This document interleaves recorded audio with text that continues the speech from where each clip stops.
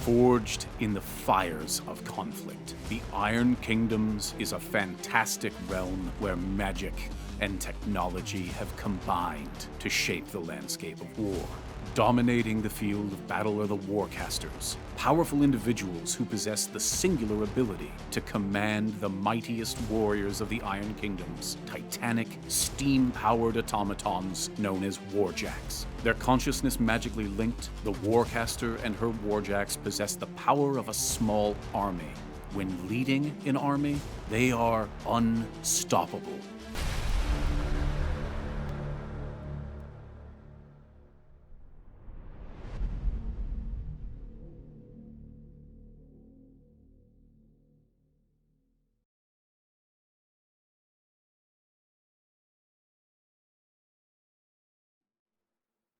Oh, wow, that's a real show.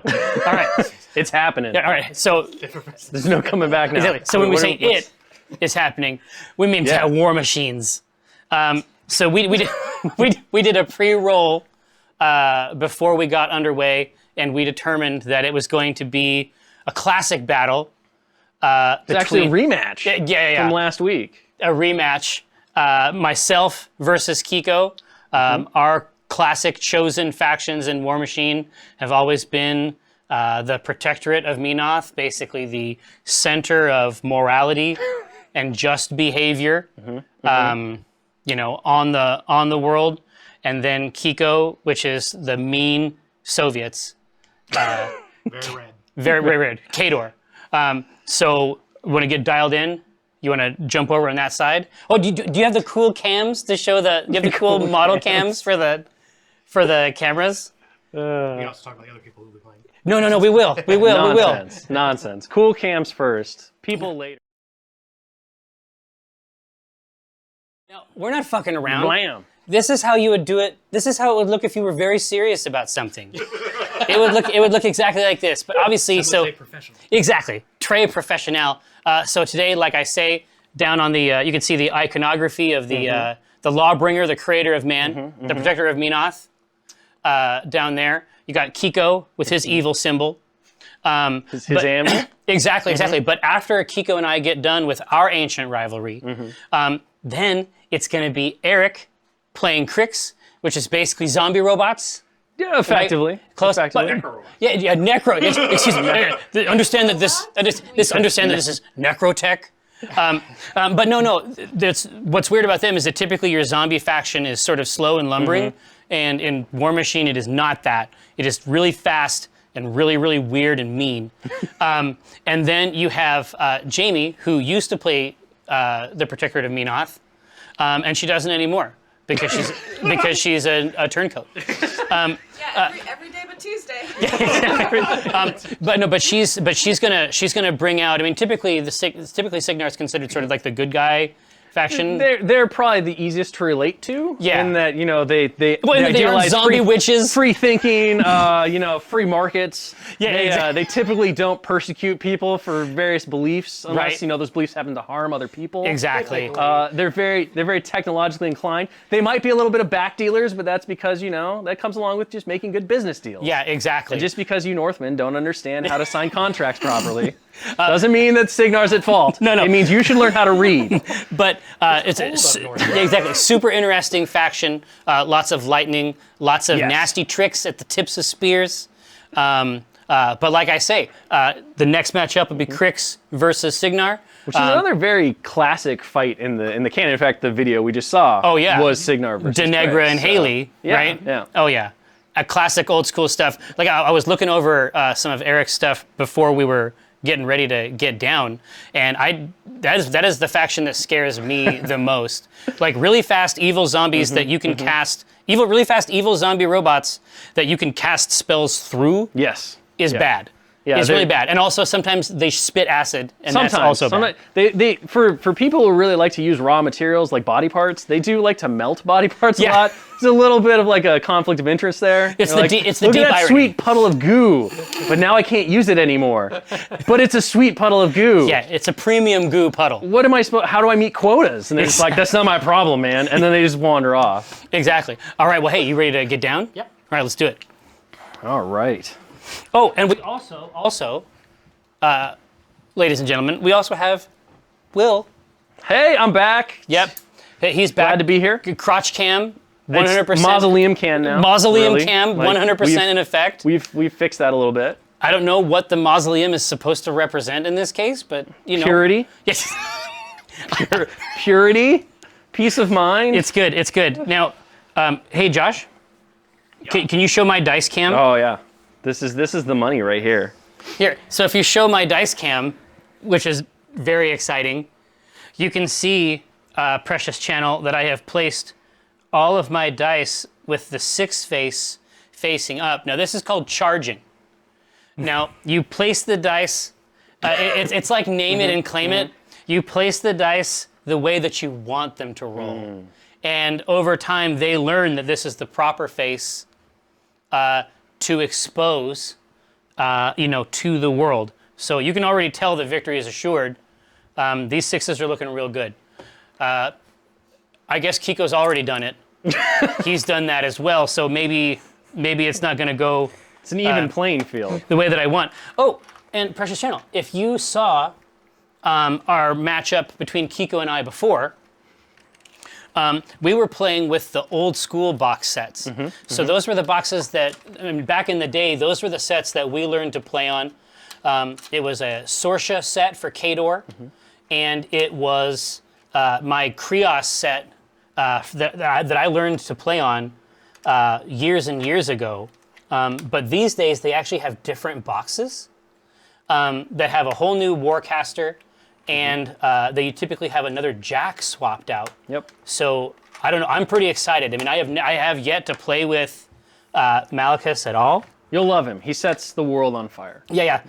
Sometimes people are not trying to set the world on fire. Sometimes. I mean, Krios has some fire, but not really. He's not his focus. Malachus, the burning truth, focus of fire. Yeah, exactly. All about it. Yeah, he's an enthusiast, but also I don't recognize this cat at all. Like what's So with that's the Decimator. Yeah, but I don't remember him from the starter box. No, he wasn't in the starter box. He stepped in for the Destroyer. Yeah. He's a bit different. So the Destroyer had this big AOE bombard, big cannon, was great for like Oh yeah. blowing up Lucky infantry, shots. right? Yeah.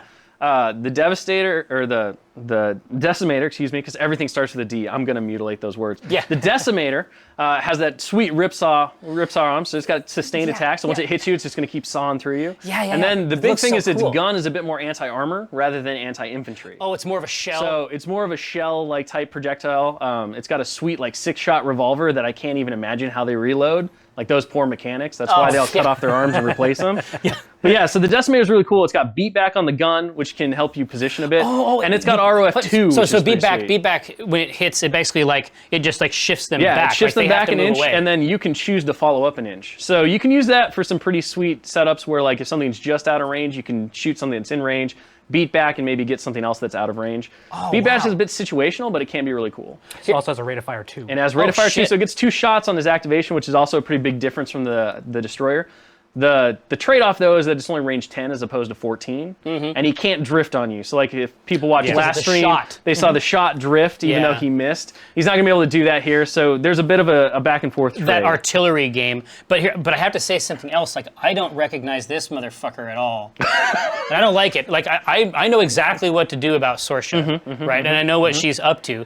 Who is this asshole? So that's Lord Kozlov. He's a Viscount. He's one of our new characters along with Malachus. Yeah. He's interesting. He's kind of this bastard son of a Kadoran lord who kind of got roped in. He grew up with his own people in the Northern Hills. Not a glamorous life. Then all of a sudden the Lord realized that he needed an heir, didn't have one. It gets went thrust in on and him. kind of pulled him in, and so now this guy has to balance his duty to the country as well as his love of his rustic life. Right. He's pretty neat though. He's got a lot of strong battle group abilities. I think the big one, that you're going to be looking for is Tax Supremacy is going to be used on that Decimator probably. Tax Supremacy allows him to make a 3-inch move after his activation. So basically he can move up, shoot you, and then move 3 inches wherever he wants to. But after also he he's can done. get up, shoot you a couple times, Move beat up you back, further. and then move 3 inches. Move up further or move back if he's afraid of the counterplay. That's a big one. His feet, Kozlov's feet, we talked in the last stream about how Kador Jack's really durable, super heavy armor, lots of damage boxes, but slow. Very slow, right? Speed 4. their casters are kind of trained militarily to make up for this with a lot of spells and different abilities. Yeah. Kozlov doesn't have boundless charge like Sorcerer does, so you don't have to worry about every turn the Jack's getting extra speed, but his feat gives everything in his battle group, will give everything his control range, which is just going to be his battle group for this, +2 speed, and he'll give him unyielding. So that arm 20 is going to go to 22 if he's engaging you. Oh man, so have fun with that. So yeah. feet turn, they're Yeah, basically just more uncrackable unstoppable. cans. Yes. So those are kind of things you got to watch out for Kozlov. And the other big thing is he has Fury. So if Khador Jax didn't hit hard enough, he can give +3 basically to the damage roll. What? Yeah, it's pretty good. It's pretty good. Only melee, so he can't bump up his gun damage. That's just fine. But that but POW plus strength 19 You ice understand, axe and the my Juggernaut's gonna be whole hitting you for 22s. Will, no, stop it. Listen, I have a good thing going with Krios, and I have a painted Krios ready to go. I assume I can just take him out and then put the. Is that not? It wouldn't quite work. Okay. I think the points would be a little off, but not by much. But what I'm trying to figure out, I mean, basically, I used to use Krios just to tamp down Sure. all that spell casting. Is he 6 focus, or is he? So Kozlov is 6. Yep, he's 6. Malachus is 7, so you got him up on the focus department again.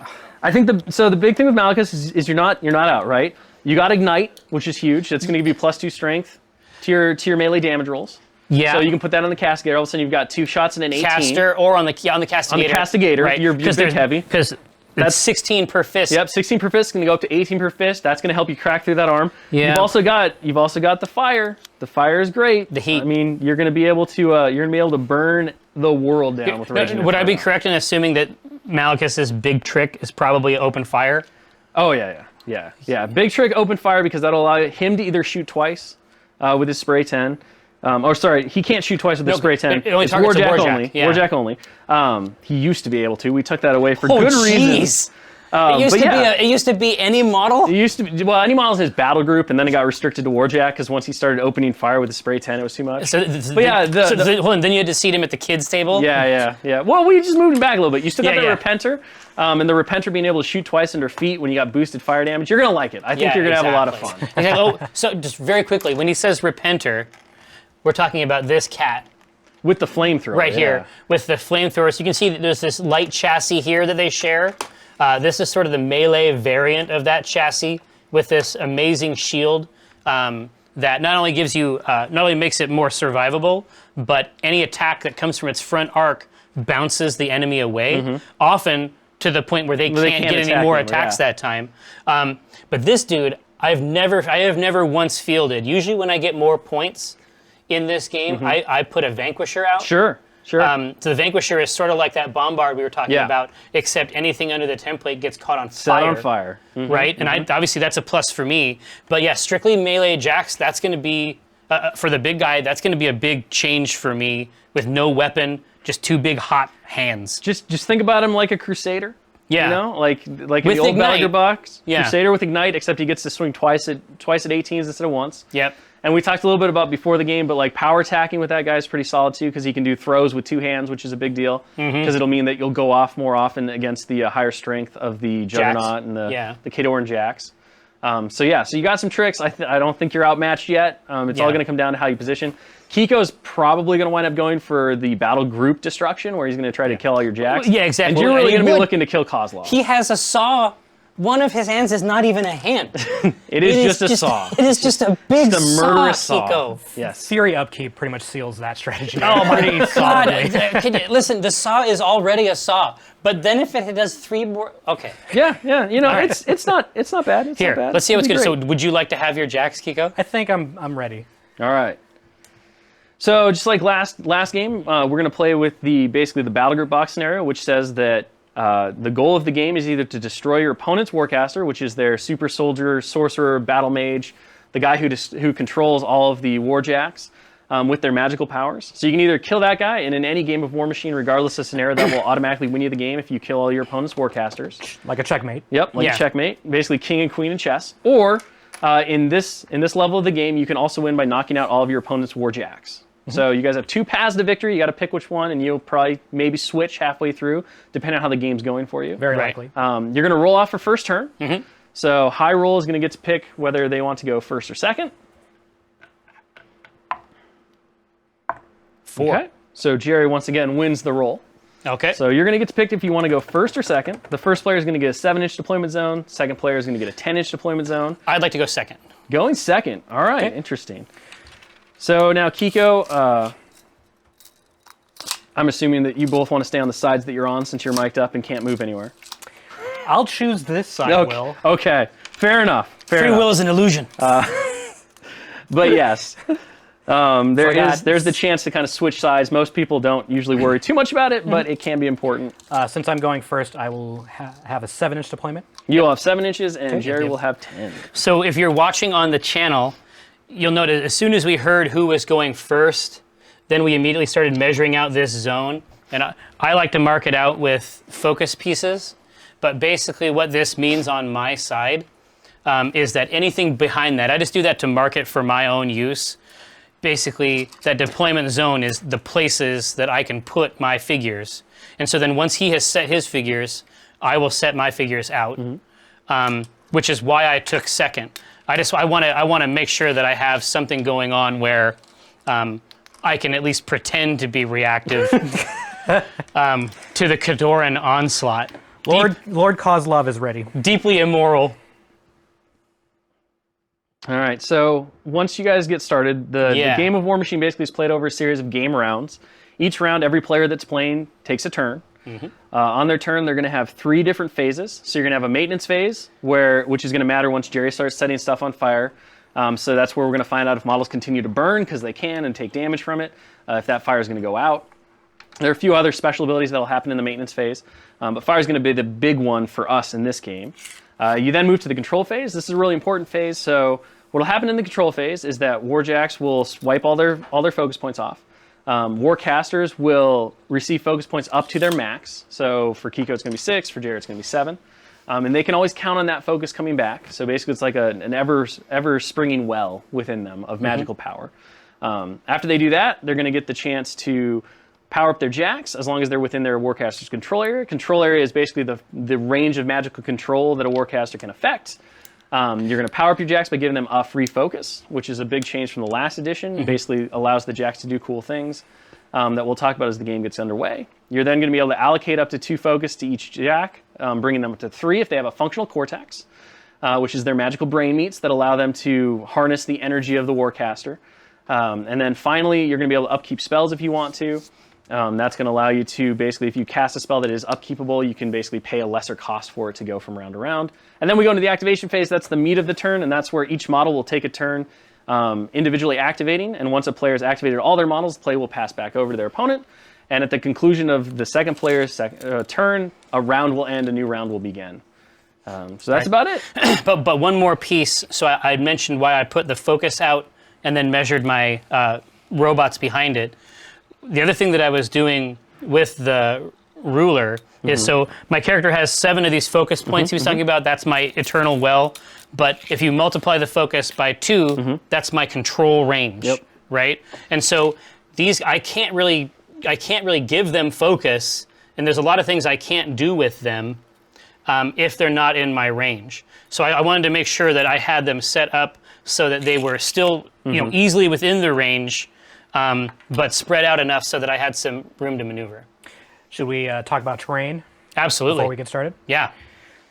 All right, what do you got? Because you guys talked about it beforehand, and I missed some of the conversation. So we have 3 obstacles, actually 5 obstacles, 6 obstacles, a lot of obstacles. obstacles So for days. we have our mausoleum that we discussed previously. Yeah. Cannot be moved through, giant mausoleum. We have a water tower here, can't be moved through. This The base. base is the restriction. Have a statue here in the middle. Let's play with the edge of the gray Being the base movement? being the restriction. Easy. And we have these little Those are cover.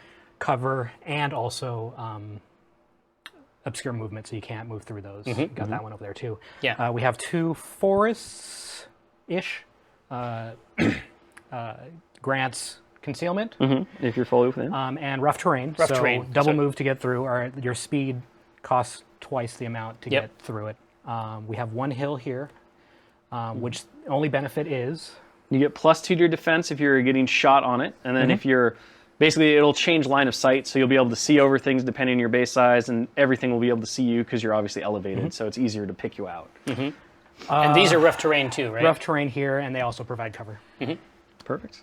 Everything good. else is pretty much flat. Right. And covers +2 def. Cover is +4 def. Concealment is +2, cover is +4. Delicious. And that's against ranged and magic attacks. Obviously, it doesn't really help you against melee attacks. No. If you guys had, you can get +2 defense against melee attacks if you have like a guy like right here and he's attacking over the corner. You'd take the wall, the solid obstacles for cover. So it can come into play, but it's only +2 at that point. Yeah, that's rare. All right. Is it Kiko Is it time? go Time to time? go? Okay. Kiko All right. channel? So maintenance phase passes without anything happening. Okay. Control phase, you start with all the focus on your Warcaster. So Jerry actually needs to put 7 focus on his Warcaster That's true.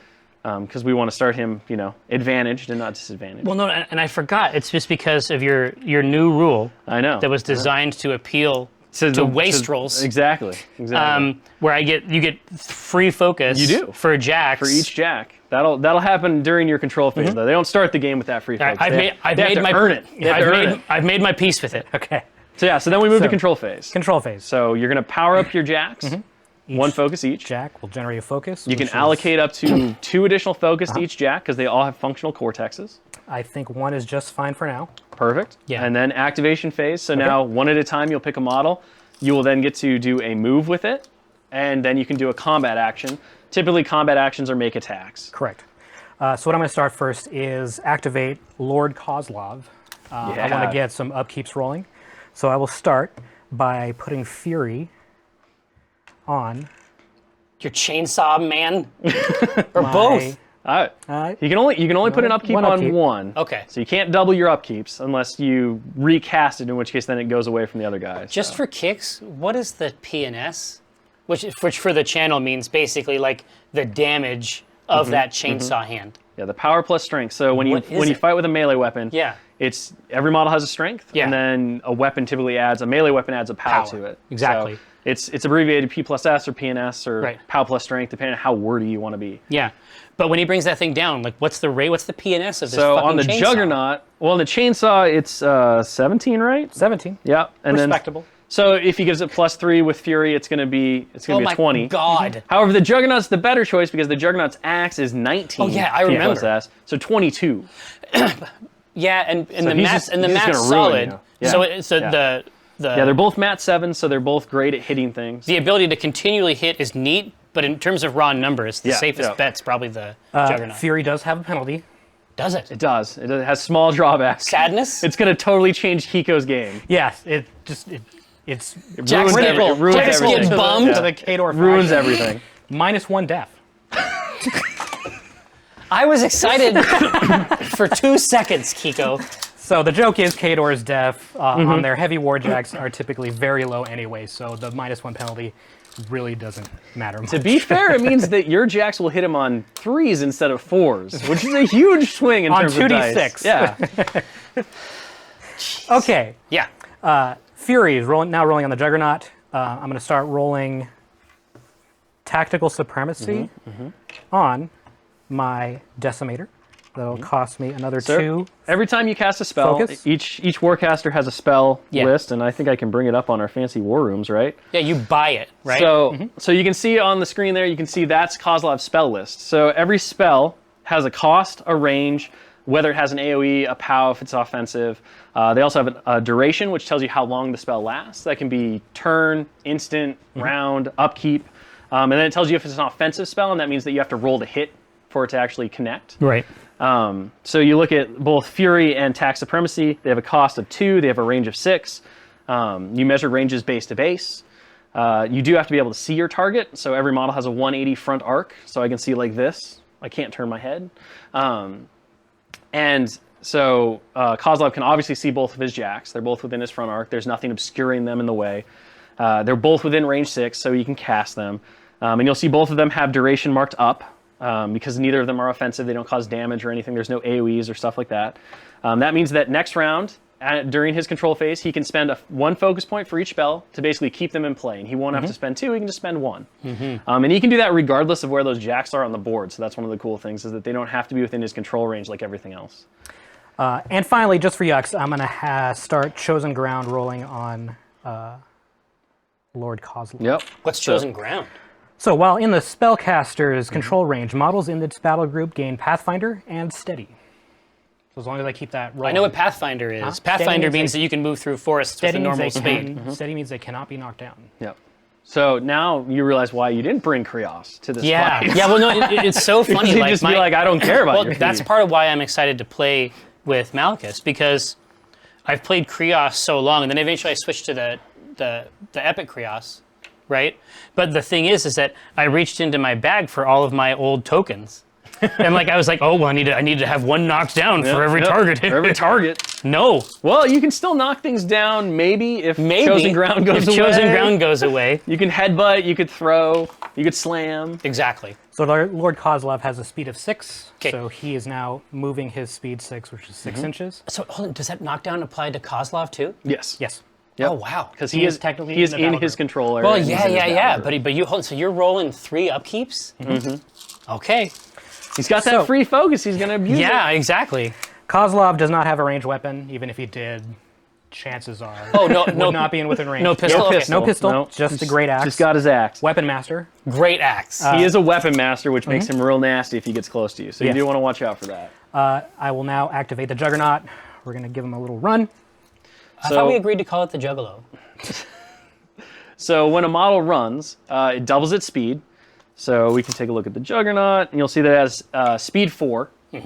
So that first stat, that SPD, that's its speed. That's how many inches it can move.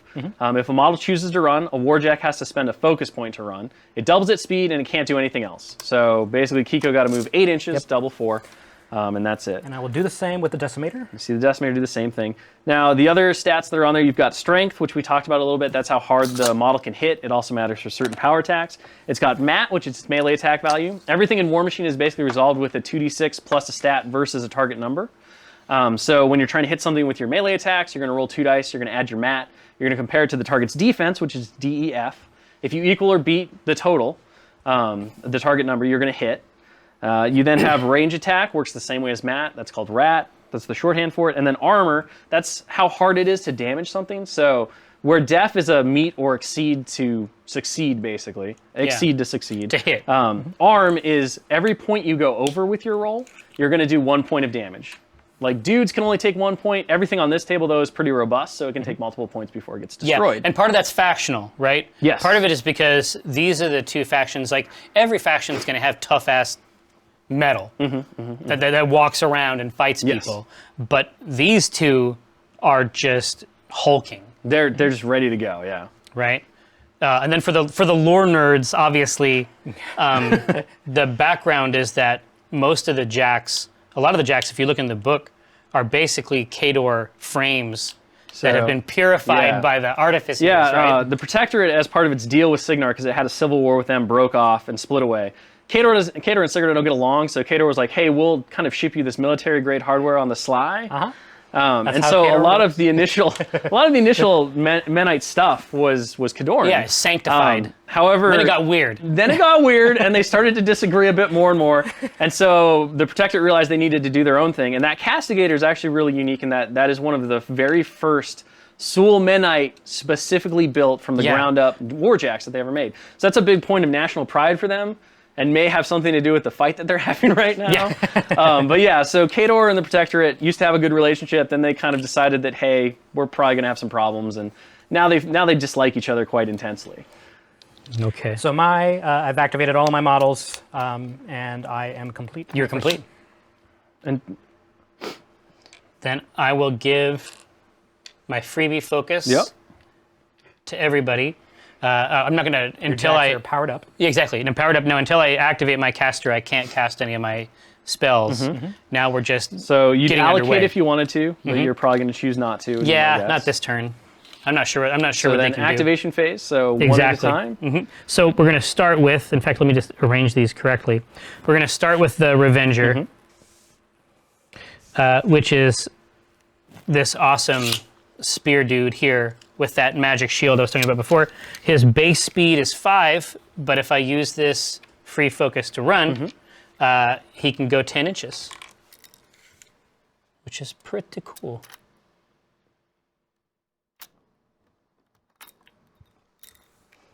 with Malachus, the Burning Truth, I'm going to have him.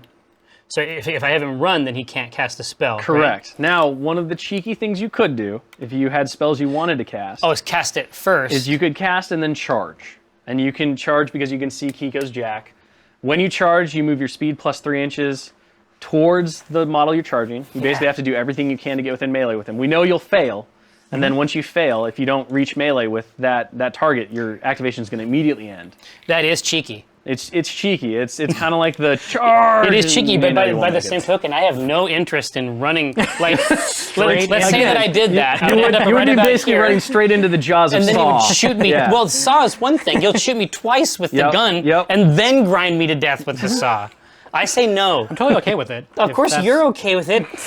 Here, what I'm going to do instead is I'm going to get behind this cover. And then I'm going to cast a spell called Ignite. I had to redo all my. You had to redo all your tokens. You had to wipe them off. Oh, we ruined it. No, it's okay. It's okay. But the reason I want to do Ignite, is that up there? Yeah. Yes. Okay. So it's up there. They can see it. Yeah. So the reason I want to do Ignite is because it'll add +2 to the melee attacks on it. So one of the things, we'll rewind really quick, because it only has range 6. And you can't see your target from here. The spell has range, yeah. You did it first. So before you moved, because your Malachus was within 6. That's who I am. Order of activation, because you can cast a spell at any time. Yeah, exactly. 6 so inches. So you cast Ignite. Yep. Yeah. You cast Ignite on the Castigator, and then you advanced. Yeah, like I do. Yep. Now, so make sure you take the 2 focus off for Ignite. Yeah, exactly. Yep. And so then next time I can just upkeep it. Yep. You can just upkeep it for 1. Right. All right. Now, Castigator, I'm going to move. I'm just going to run it ahead. And the Castigator actually has 5, not 4. Yep. Again, Soul Menite. Yeah, I was going to say, that's build, weird. Different speed. So this thing actually runs 10 fucking inches? It's a little faster. Oh, man. All right, I'm getting excited. Let's see. So yeah, runs faster, has a really cool special attack, which is called Combustion, so it can basically set the world on fire within 2 inches around it. Yeah. Which is really good when you're facing high-def infantry and stuff. Well, I was going to say, so at this point, since we're just playing basically with the battle boxes, there's not a lot of squishies out there. No. Right? But when you start fielding, groups of infantry that are really powerful and have really neat abilities, but don't have hit points in the classic sense. And you're just like, woof, just set them on and fire. you just chew a bunch of them up. It's pretty cool stuff.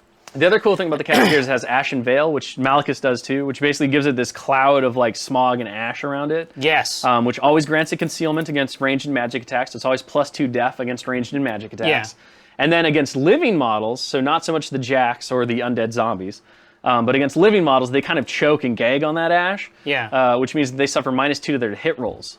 So that def 10 actually becomes a def 12 in most situations, which is pretty neat. Okay, cool. That is it for me, I think. Okay. Perfect.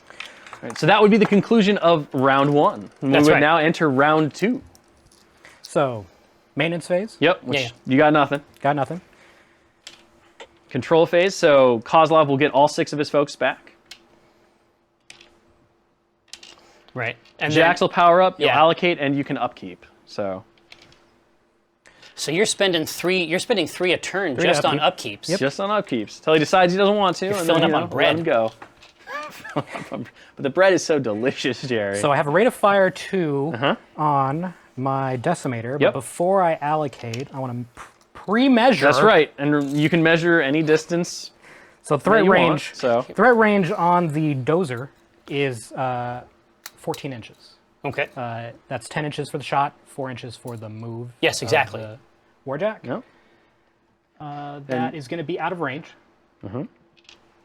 So I probably don't want to dump a bunch of focus on him because he's not going to be able to use it. No. And so the reason we're laughing and making such a big deal about that is because being able to measure beforehand was not something that was really a thing that you did before. You were allowed to measure your control area and then a few other things. Yeah, exactly. But they were random. But you can't just measure. Yeah, you can't just measure for kicks. Yeah. And so a big part of the game used to be trigonometry.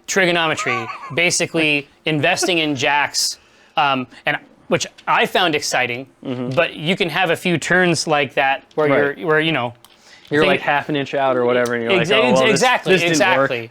Exactly. And if I think that, generally speaking, the game is about hitting and killing robots.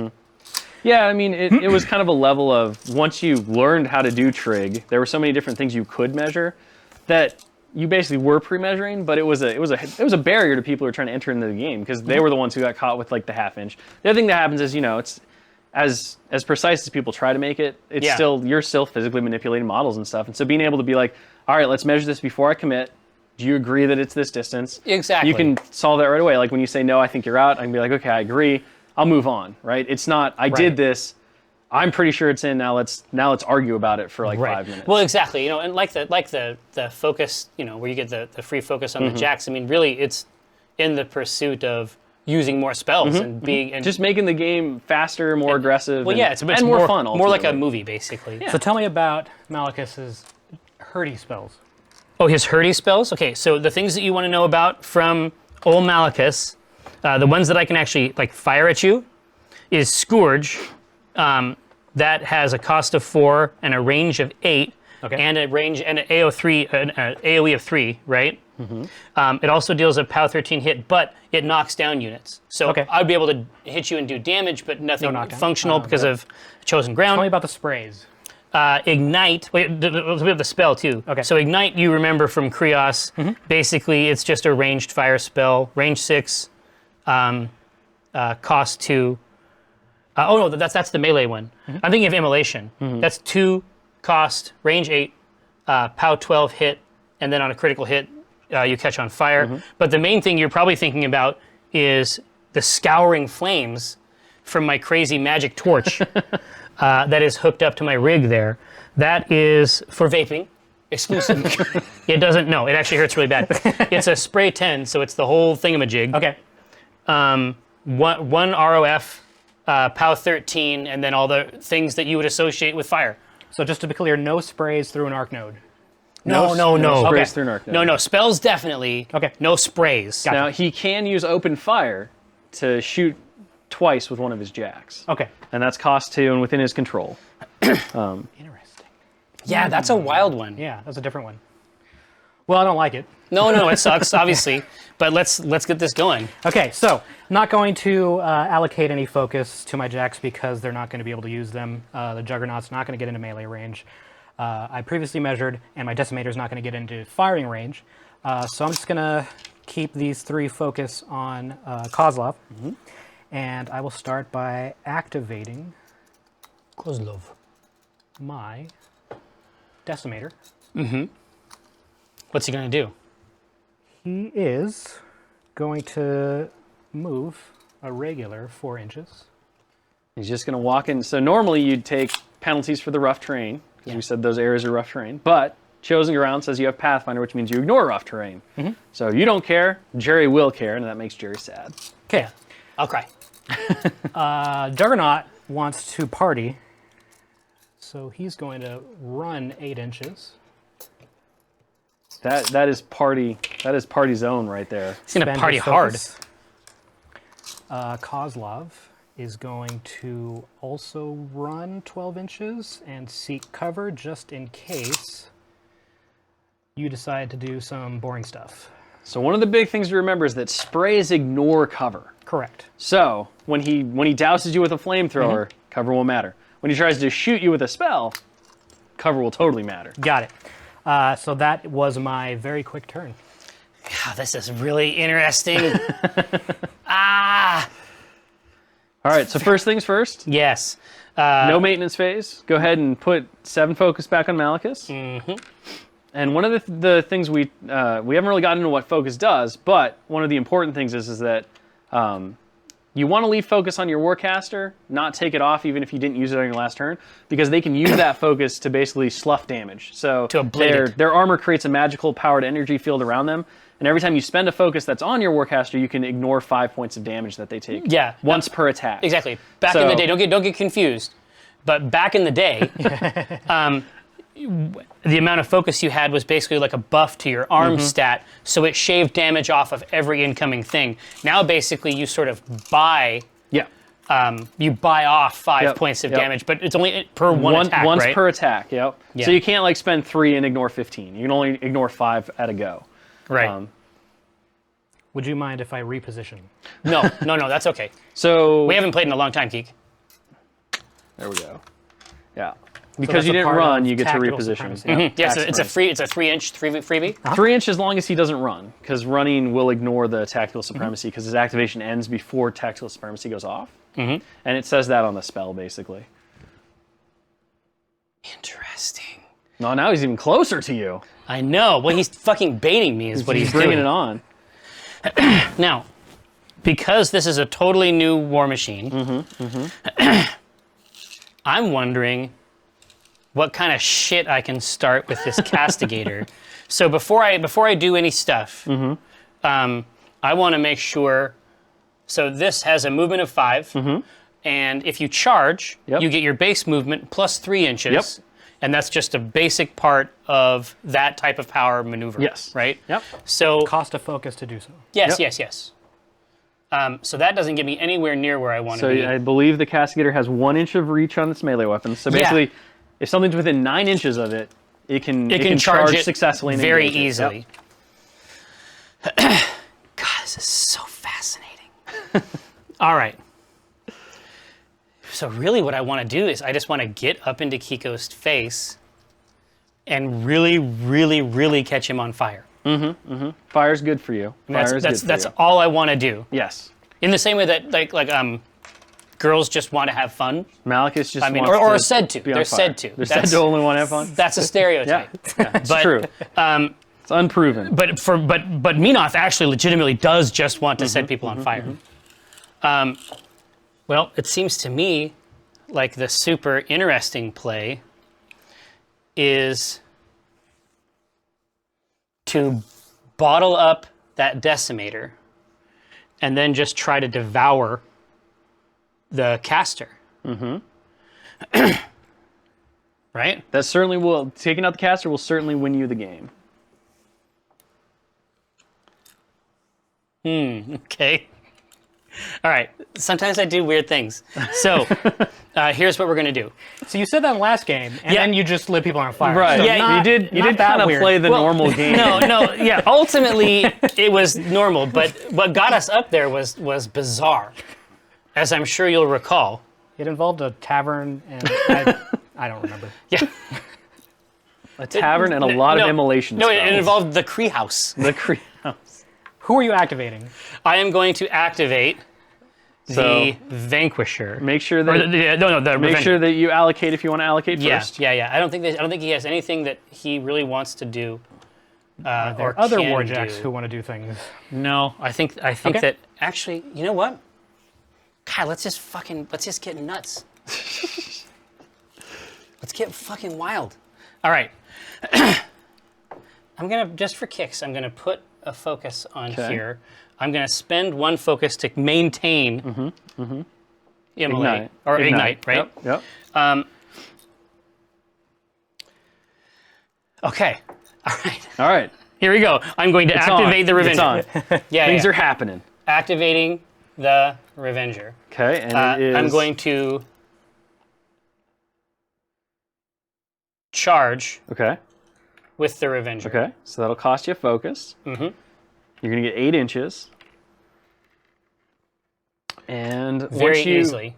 So we said this whole area was rough terrain. These are actually flat ground. Okay, so just these. Yeah, Those just are your that. linear obstacles. Okay, Yeah. perfect. Linear obstacles. Yeah. So this should keep me within 2 inches here. Yep. So, like we talked about, each melee weapon has a range that it basically can whap you with. The shield is only half an inch, but that big old halberd is 2. Right. So as long as Jerry can get his jack within 2 inches at the end of the charge, he can successfully charge. That's right. But because he is engaging with his spear, I cannot use him as an arc node. So you can, as long as you're not within an inch of this guy, because arc nodes are basically if you're engaged. if So if by an the enemy other is person. engaging you, That's and that's a little bit of difference. So so he's engaged, you are engaging. All right. Right? And we can quickly confirm that by using our handy little book here. That's not correct. I looked this up just today, so we'll find out though. But I'm typically wrong. So hold on. So it's on page 73. I remember this because I looked at it. I bet the channel Page knows. 73. A channel that is stationary, knocked down, or engaged by an enemy model cannot channel spells. So this is engaged by. But if I So, I mean, unless I'm reading them, English wrong. I think I. No. You Read are it for me, correct. Kiko. I could be totally. I want you to confirm this. it's a weird scenario. So anyway, the Revenger has a mat. So the thing is I think when you are engaging, you are also engaged. Let's find out. Let's go over to here. This is wargaming. Yeah, this is it. You're getting it real. All right, so let's see. When a model is within an enemy melee's range and in that model's line of sight, it is engaged.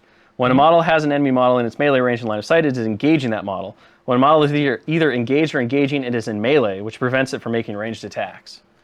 Now, thankfully, we have developers on the channel, so they can answer it for us. I think that you're right because that will help me. So And he is the judge. exactly right. So his ruling I am not the judge. I have not passed the Mark III test. Do not put that evil on me. So, but the way that you determine a model's melee capacity is by its mat stat. Its furthest. Yes. So Yeah. mat is how accurate it is when it wants to hit. That's right.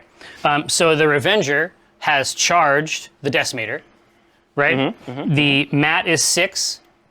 And then when you charge something, you get boosted damage rolls. As long as you, so when you do a charge, Yeah. as long as you move over 3 inches and successfully engage your target, Yeah. your first melee attack roll is Yeah. automatically boosted on damage. And so we haven't talked about boosting yet, but this is one of the really cool things with Warmachine is the fact that, so I said it's a 2-dice system. Yeah.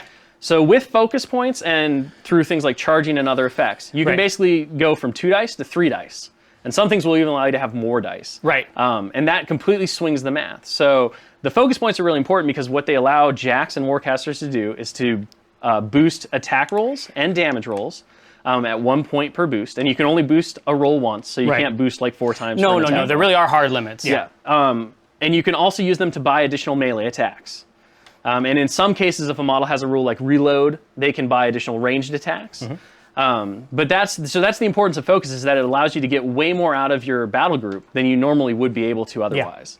And right. completely swing the math to your advantage. That's where the tactics get super fun when you start. Yes, yes. A good example would be Kozlov, because he's a weapon master. If he charges and gets that boosted damage, that's 4 dice. He gets 4 dice, That's a because lot of damage. because additional the weapon mastery is not the boost. is not a boost, it's an additional die. And Exactly. so he can really hit very hard. So if I want Mr. Stabberson to attack, and I do, I'm going to roll You roll 2 dice. 2 dice You're plus gonna add 6 your mat.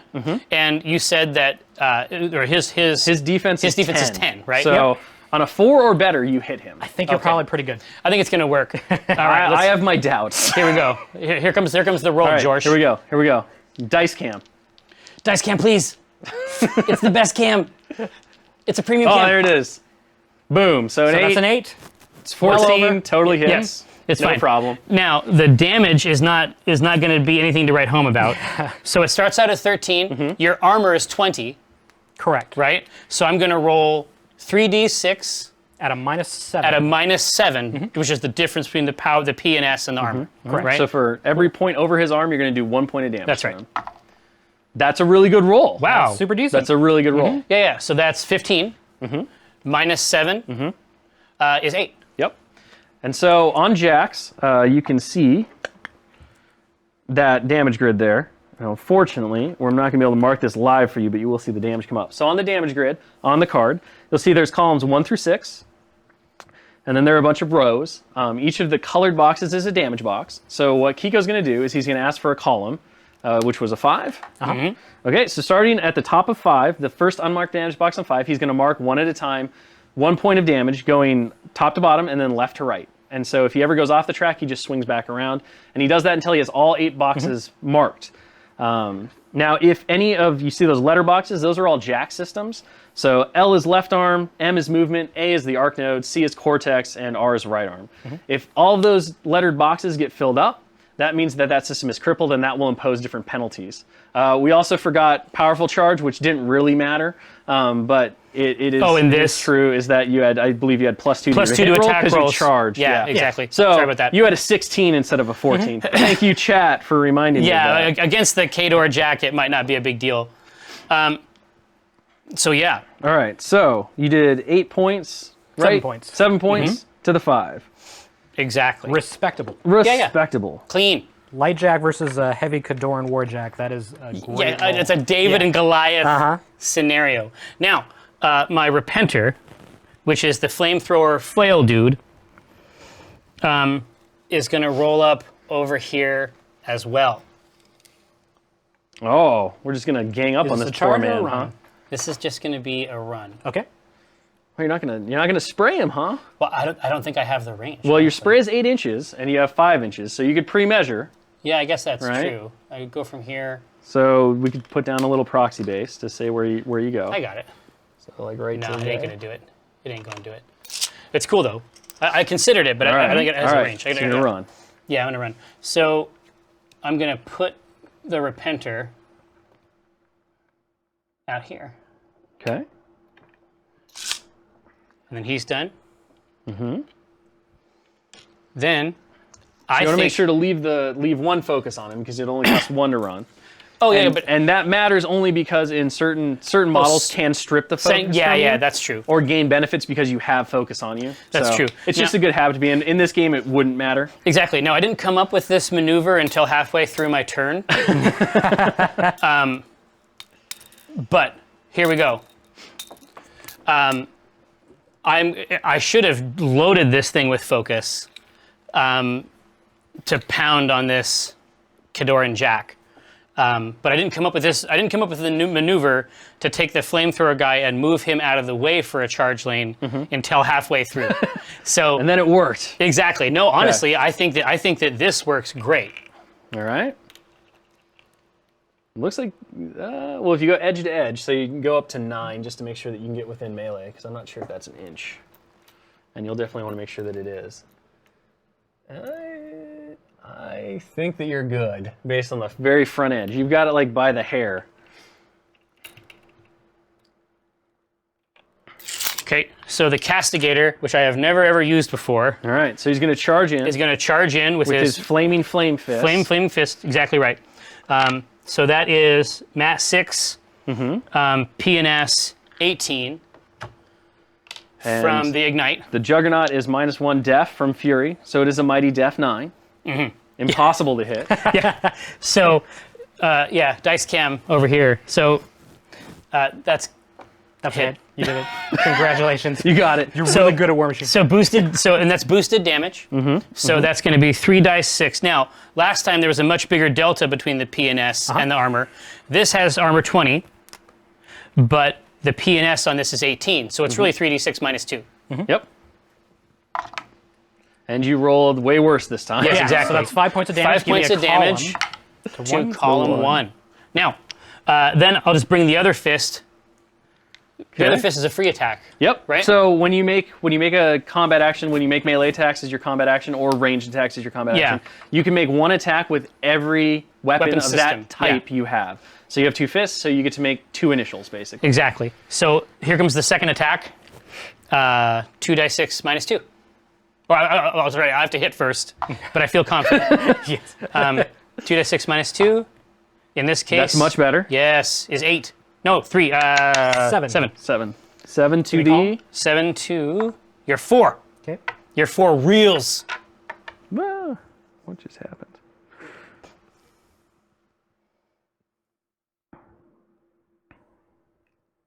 Now, would I be correct in assuming? So one big thing Yes. is that when you hit with your fists, you have an effect called continuous fire. So you're going to set the Juggernaut on fire. So you want to take one of your cool fire tokens. It's like, is it worth it?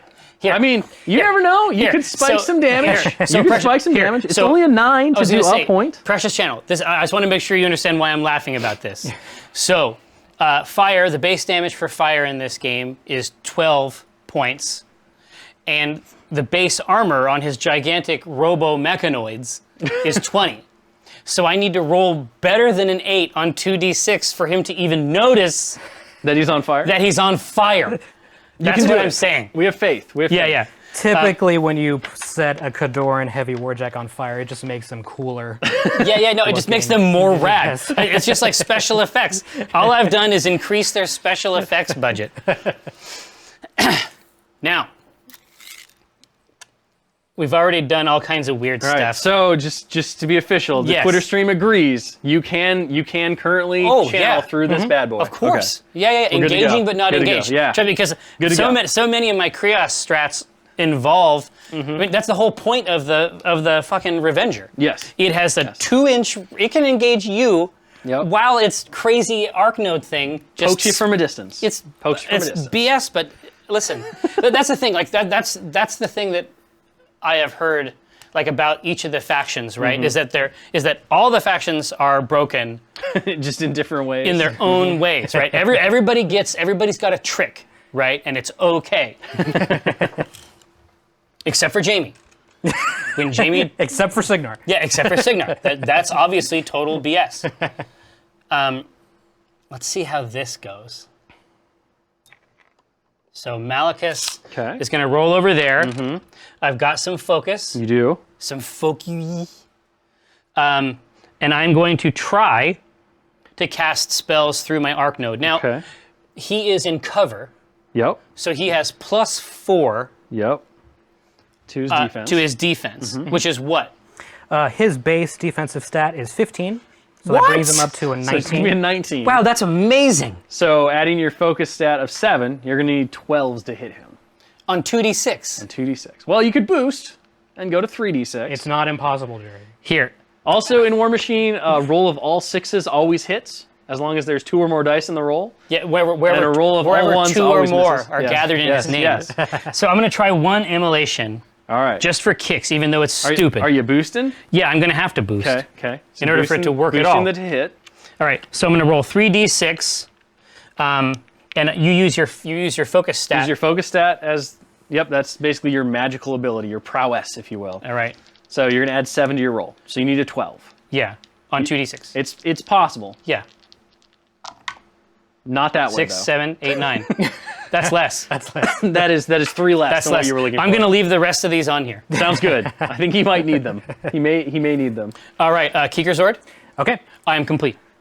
So we have maintenance. Yes. So with continuous fire, you're going to roll a d6. On a 1 or a 2, the fire just extinguishes itself. On any other dice result, the fire is going to burn you for a POW 12 damage roll that Jerry will roll. Okay, here is my maintenance roll. Josh, Bah! that's a 3. All right, so fire continues to burn. Jerry's going to roll a POW 12 damage roll. It's so hot. It's so hot. You need a 9 or more to do any damage to him. That's only a 7. Okay. So 19, not enough. So now he's on fire and cool. He just looks cool. It adds the cool property. Yep. He's just looking so- metal. I'm still on fire. Yep. Fine, totally Don't mind okay it. with it. Don't mind it. Kozlov's going to generate his focus back up to 6. That Warjacks would lose go away. there, Yeah, that would go Focus. away. And then you would add it back. and then they power up. I'm going to remove Tactical Supremacy. He's in the proverbial scrap, so he doesn't need to reposition, I don't think, anymore. You upkeeping your will. other 2 spells? I am upkeeping my other 2 spells. Yep. So Chosen Ground and Fury. And now, do I want Chosen Ground? Do I really care about being knocked down right now? Remember that I have Scourge, which is an Yeah. AoE knockdown. It's something to Correct. consider, but this is not like a Krios feat turn thing, right? You're not thinking about my ability just to, 14 inches of dudes just fucking fall on the ground. I'm going to put 2 focus on the Juggernaut because he wants to Seems- have a good time, Seems legit. get the maximum use of that Fury. And I'll put an extra focus on my Decimator, see if we can get that that Ripsaw going. And I'll leave Oh that god, on those one- poor little jacks. Just, dude, you're gonna start at the top and you're gonna go it's gonna be like a cartoon. You're gonna go all the way down to the ground. It'll be like butter. I think I'm good. I think I'm set up. All right, let's see it. Let's just get started with this exciting stuff. Gonna inch over, You're gonna scooch in and let's start swinging with the big axe. the big ice axe. All right. Wait, it's critical stationary? Yep. Critical Yep. stationary. So critical hits in this game, if you roll an attack roll that hits the target and has 2 of the same number in the roll. Right. It's a critical hit, and if you have a critical effect, Yeah. It doesn't just that do activates. sixes. It doesn't just do 6s. Nope. You can have a crit hit with 2 2s if it hits. Right. Okay, so ice this axe Okay, you coming know what, down. Kiko? I'm just going to take the cap off of the Uh-oh. pen, just And so that just I'm be ready prepared. to So it's prepared. write all the damage down. Give me a def stat. Oh, it's 10. Okay, so I got to get a 3 or more on 2d6. I Yay! do. That's a That'll hit. do. No crit. All right. So you're at a 22 on the ice axe. Yeah. Your arm 19. So I'm already, It is. So you're already at +3. You can Plus roll no 3. dice and do 3 damage to him right Correct. now. Does it make sense for you to boost this? No. I'd rather have the No, extra. no, yeah, we just yeah. keep on No. So I'm fucking just gonna swinging keep this swinging. axe, man. Swing away. Swing away. I'm gonna add in the red die just so you can get a column Oh, off nice. this roll.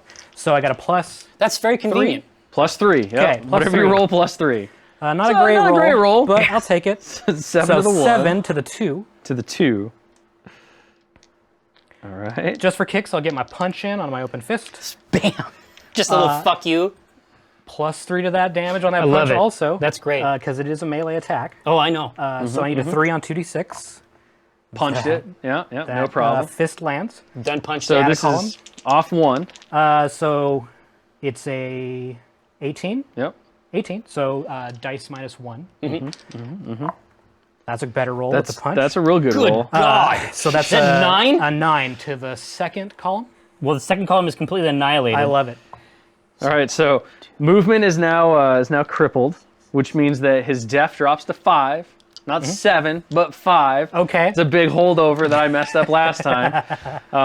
Because in Mark II it was 7, and Stall is still 7, I think. We're but all it's a 5 learning. now. It's a 5, right? Yeah. So I brought my book. So 5. just let chat know this is what a Khador Khadoran does. heavy warjack does. Yeah, is start at the top mean- of the jack and then just At go least down. he didn't. At least he's not going to box you before spending focus. He's going to have to at least spend some of his focus. Yeah, but one of the baby jacks would be in a hole right now. All right, go ahead. I'm going to spend an extra focus. Give me another. So you're going to buy Axe. an axe attack after your initials. Yep. Uh-huh. Yep. I need Seems right. basically anything but double ones. Yep. And it hits because his defense is reduced because his movement boxes are all out. Got it. a That one hit. came up. Starting with a +3, adding in the column. That's a pretty decent roll. So that's a 12 points of damage to the 5 column. Yep. It's rough. How much? 12 points. Okay. So right Okay, well, arm that's is a lot now- of damage. Right arm is now crippled. Okay. Let's continue this train. Got to get anything but a double ones on 2d6. That's a hit. Dice plus There's nothing you can roll at this point that doesn't destroy It doesn't the jack. cut the jack in half. Okay, so that's an It's dead, Kiko. instant. Okay. Just want to make sure. Want to make sure everyone at home understands. It is So- so dead. The poor castigator gets cleaved in a few different pieces like cordwood. Yeah, exactly. So basically, the definitive answer of the Khador versus Menoth craftsmanship, Yeah. he'll gaze on. He'll just watch from His animal Warjack heaven. spirit will gauge on. So the flaming ice axe. Yeah, just Think about it. Imagine Wham. that. Yeah, it's like it's so Over. confusing. over and over. But effective. Yeah. He was like, "This was a bad decision." All right. So I'm going to now. Not much I can do left with the with the Juggernaut. Well, yeah. There's no foes. Aptly named Juggernaut. What I'm going to do here is move up and position myself in between these two light jacks. Okay. Really? And your- you'll understand why in a minute. Tell me more. And you're intending to face away from the I'm repentant? intending to face away. Do I Okay. need to? Yeah.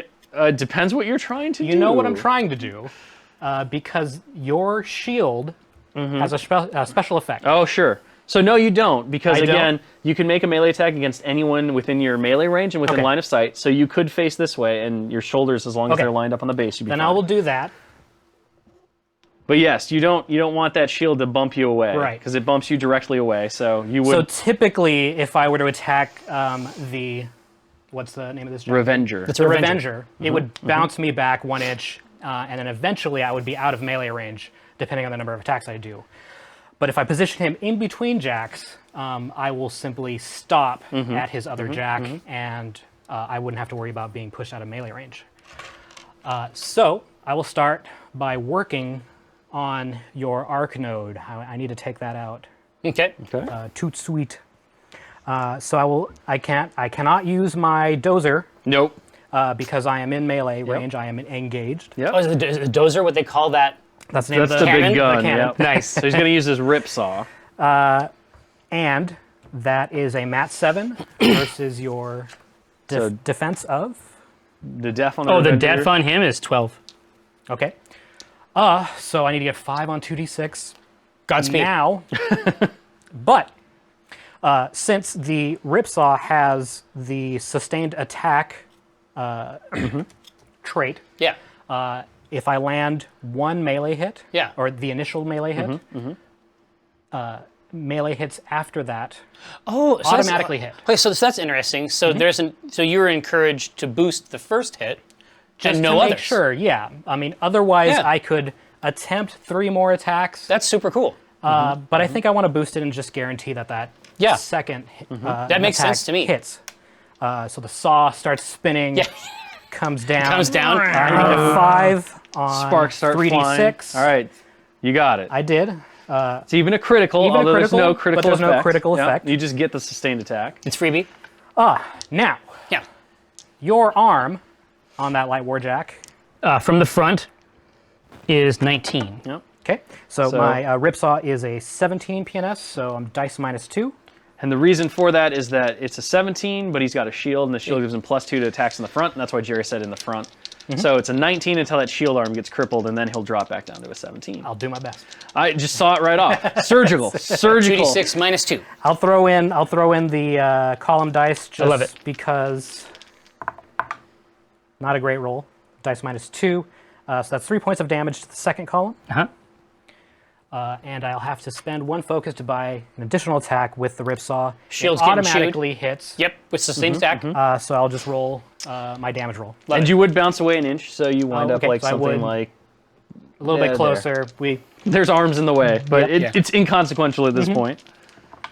That's a little bit better roll. It was a 7, so I look at 5 to the at 2. the 2. Okay. 1, 2, 3, 4, 5. Okay, so your arc node's halfway through, and the repulsor shield's getting chewed up as well. Okay. One more dot on that. I do like Kozlov behind the cover. He's not ready to start performing. He's not ready. He's not ready to He's fine where he be a is. He's part. pretty He's fine happy. where He's he just is. directing. Do Yeah. you want to use your feet I was thinking. and gain I was +2 arm? considering You'd +2 arm. lose the speed, Lose a speed, but you'd get unyielding. yeah, So +2 arm for your jacks that are I engaged. think I'm going to go ahead and do that. All right, so feats are once per game abilities that all warcasters have. They're super powerful, and they're usually kind of like break the rules of the game. Yeah, so I'm used to feats that I'm used to feats. Here, I'll come back onto the camera. I get so excited. I'm used to feats. away. I'm used to feats that I use on my turn to do crazy shit while I'm actively doing it. Yes. But there's casters that have feats whose primary purpose is to add survivability Yep. on a reprisal turn. Yeah, and Kozlov's kind of splits the difference, right? Like his adds +2 speed to his battle group, or basically friendly faction models, battle Yeah. group in this case, but everybody, which is huge. It makes them faster. They can charge farther, run farther, all that stuff. And the other really cool thing is that it gives them unyielding, which is +2 arm as long as they're engaged. Or engaging, sorry, not Yeah, engaged. so we're engaging. currently- Yeah, as long as they're It's a engaged. big deal. Currently, Engaging. only the Yeah. Decimator has Correct. 22 arm currently. But if you decided to go after the Juggernaut, or you decided to go smack Kozlov, they're Correct. gonna get +2 arms. So now all of a sudden you don't really want to fight them in melee because you're gonna be less effective. And adding armor to Arm any 20 is any just- Khador unit yeah, is it's just pretty gravy. insane. It's just Yeah. gravy. It's sweet. Okay. Is it back to me? It's back to you. Okay. So this dude is all kinds of engaged. Tell me about moving a jack when he is in this situation here. If I want to Okay. move this jack, what happens? So because you're engaged, if you decide Which is to a very, leave- which is a very special Right, moment in any right, jack's very life. special moment because you can walk away if you want to. Yeah, Now, at any time. he's not just going to let you like randomly just step away, right? No. He's going to take a swing at you. Right. And that's called a free strike. When an opponent makes a free strike, he'll basically make a free strike right as you leave his engagement, his melee range. He's going to get +2 to his attack roll because he's basically hitting you in the back as you're walking away. You're not really defending yourself. And then his damage roll is going to be auto boosted. So he's going to get 3 dice against you. Okay. And then after that, provided you survive, you can continue on with your life. Okay. All right. So it's very dangerous for warrior models to do. Obviously, models that only have like 1 damage point. But a jack. But a jack, Different story. yeah, exactly. Okay. So I'm going to power up my jacks, my GZE. I am going to. I no longer have the ignite property. I don't need to keep paying for this anymore. The person who is there. That is gone. It is. Right now, that ability is associated with a flaming pile of wreckage and rubble. Okay. I like this.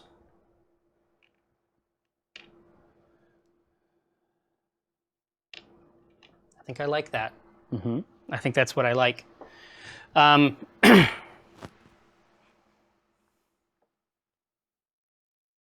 If I hit, so the repulsor shield only repels people when they hit it. I can't hit them with it in melee and send them away. No, I believe. Let's check. That's not the right jack. It used to be when you hit something as well. Yeah, when this model hits an enemy model with this weapon during its activation. Ho ho! So yeah, so you could do some cheeky positioning and not have to take a free strike at all. You could just kind of whap him out of your way. Yeah, But but he only has an inch. well, exactly. But I'm saying that like from And you here, can move freely within melee. So the only time you take a free strike is if you move out. So for example, if this guy decided to move like around there and just start whapping him with the shield a couple times, I could get a freebie there. you can really only bounce him once, but that'll probably be enough because he'll go an inch. Yeah, Because exactly. then he'll be out of the shield. You could hit him with the halberd at that point. Exactly. But the big thing is to get him more than an inch away from your repenter. right. So I can move him in. Yep, you Melee can move, range You can just move fine. in your enemy engagement and not take a free strike. Okay. All right. Well, I need to measure out something real quick. Sure.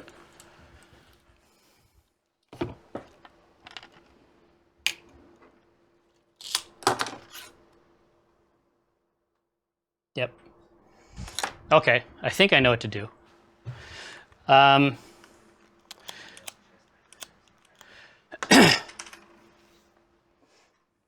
I'm going to. Shit. It's all about order of operations. So I have put focus over here. I apologize, channel. I think I can do this, but I have to do it exactly right. Okay. So here's the way I think this is going to go. Are you activating? Yes. Okay. I'm going to activate the Revenger first. I'm going to move the Revenger around to here.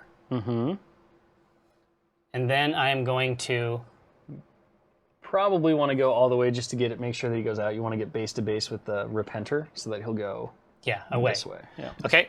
So I'm going to attack with the Repulsor Shield Yep. from the Revenger. I'm going to boost it because I don't want to miss at all, just in case. It's a smart play at this point. Right? Yeah. So Yeah, your make dude sure it has happens. a 10 Yep. def. Yep. My mat is 6. Yep.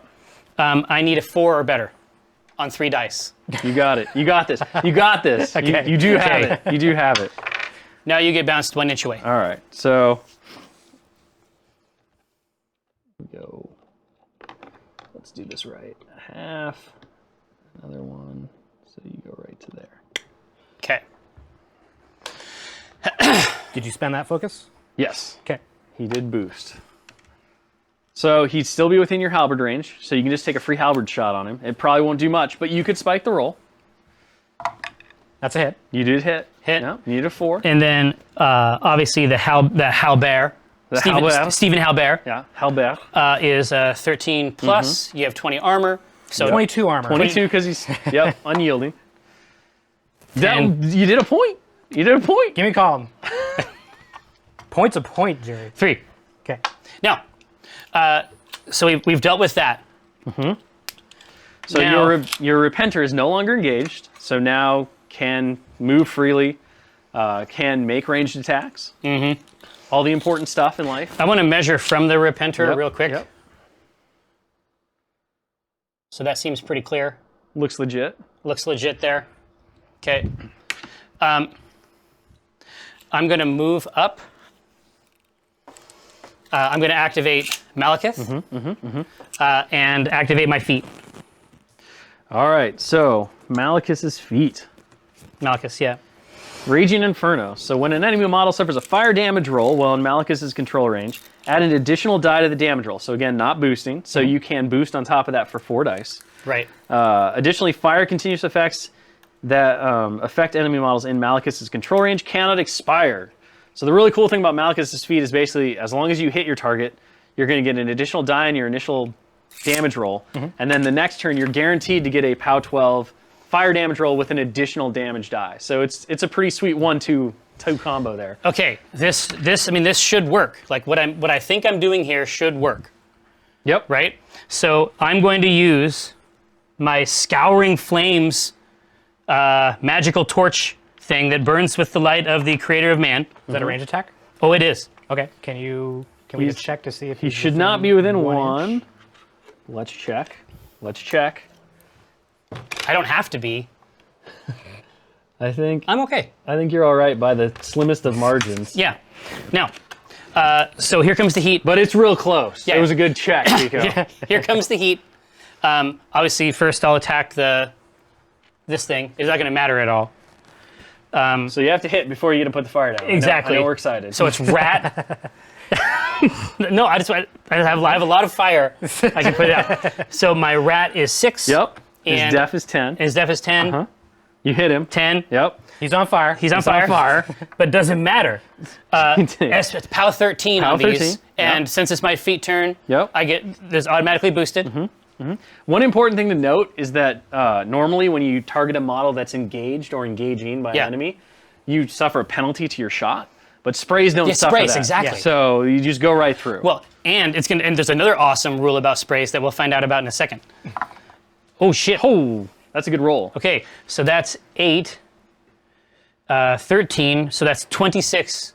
He still gets his unyielding bonus. Exactly. So So he's still 4 engaged. points of damage? Yep. Column. To column 6. That's a good one. Okay. That's a good one because that takes out his ripsaw. Oh, thank goodness. So his ripsaw. So all the right boxes on his decimator are now marked. What that means is that he rolls 1 fewer die on attack and damage rolls with that weapon. Right. And you can boost it. He can boost it To still get it as back long as up he to doesn't normal get it shit. to 2, but he can't go to 3 anymore. So that's a pretty big deal. All right, now the spray template. The other reason I liked the spray template is because even with the cover doesn't matter. The cover doesn't matter. So any normal ranged or magic attack would suffer -4, basically just roll +4 to his defense. Exactly. But the spray ignores it because it's just a sheet of fire. Exactly. Now I am going to activate. This is the same column of fire that hits both Yep, of these yep. dudes. So you're going to boost the But I'm attack going roll to on this boost one? the attack roll when it comes to the caster. Yep. Another thing to note about sprays also affects your own models if they have That's to be true. on Yeah, there. yeah, yeah. You They gotta don't- roll against them too, Fire yes. does not care. Yes. So my rat as Malekith is 6, and your def is 15.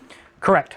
So I need a 9 on 3 dice. On 3 dice. All right. So that's the low end of average. Yes. You got this. We believe. We believe, Jerry. You do got 7, it. 8, You 9, got 10. it. That's a 10. Ah! So, Yeah! so Sorry. Kozlov is set on fire. He is set on fire. You know what? I have a token for that. You do. You do. In the same way that there are apps for things, You have a token for I have a it. token for things. Perfect. Now, fire on this turn is boosted. It's additional die. It's not boosted. So Exactly. You could So choose I can to boost. actually expend a token Yep, and boost it and get 4 dice. to boost it and get 4 dice, which is what I'm going to do. Okay. What's the POW on that? The POW is 13. Okay, so arm is 4. 4. I'm sorry, arm is 17. It's dice minus 4. I was like, Four would this be, is yeah. great. You'd be like, I'm done. Worst armor ever. They were like, take his armor they're off. like, Roll here you once. go. You know what? We'll just give you some tissue paper. Just roll You'll be once and fine. out. Feeling a little chilly. All right, here. So it's dice minus 4, right? Ooh, I love it. Not You as piece great of a roll. Shit. I will take that 5 Not as great damage. of a roll. Well, you don't have to, because you do have 1 focus point left. It's true, and, And it doesn't 5 is really matter. exactly Yeah. what you would shuff. And So you could just say, that does nothing to me, Yeah. except sets me on fire. it's 5, so I should just negate it. So I'm Negate going it. to spend a focus, the remaining focus on Kozlov to negate that 5 points of damage. Right. So Kozlov takes nothing from that huge sheet of fire. He's just like, meh, not that impressive. Exactly. He is on fire, though, That's right. and you've got a repenter still to go. That's right. Now, I have 2 more. 3 more. Focus. I'm going to cast the open fire spell, Okay? which lets Malachus basically activate a one of his units. It lets them make a melee ranged attack. Yes. So I'm within 8 there. So basically, it allows you to immediately make 1 basic melee ranged attack. Oh, so it's not boostable. It's not boostable. No, because it's out of activation, you can't boost it. However, the feat will still affect the damage roll. Yes. So if it does hit, you will still get that additional die. Then that's great. And then on his own turn, of course, he can boost it. Yes. Okay. Yep. This turn isn't as good as I thought it was going to be, but that's fine. You can spike this. So if I can get 9, if I can get 9 on 2 dice, this is great times. Yep.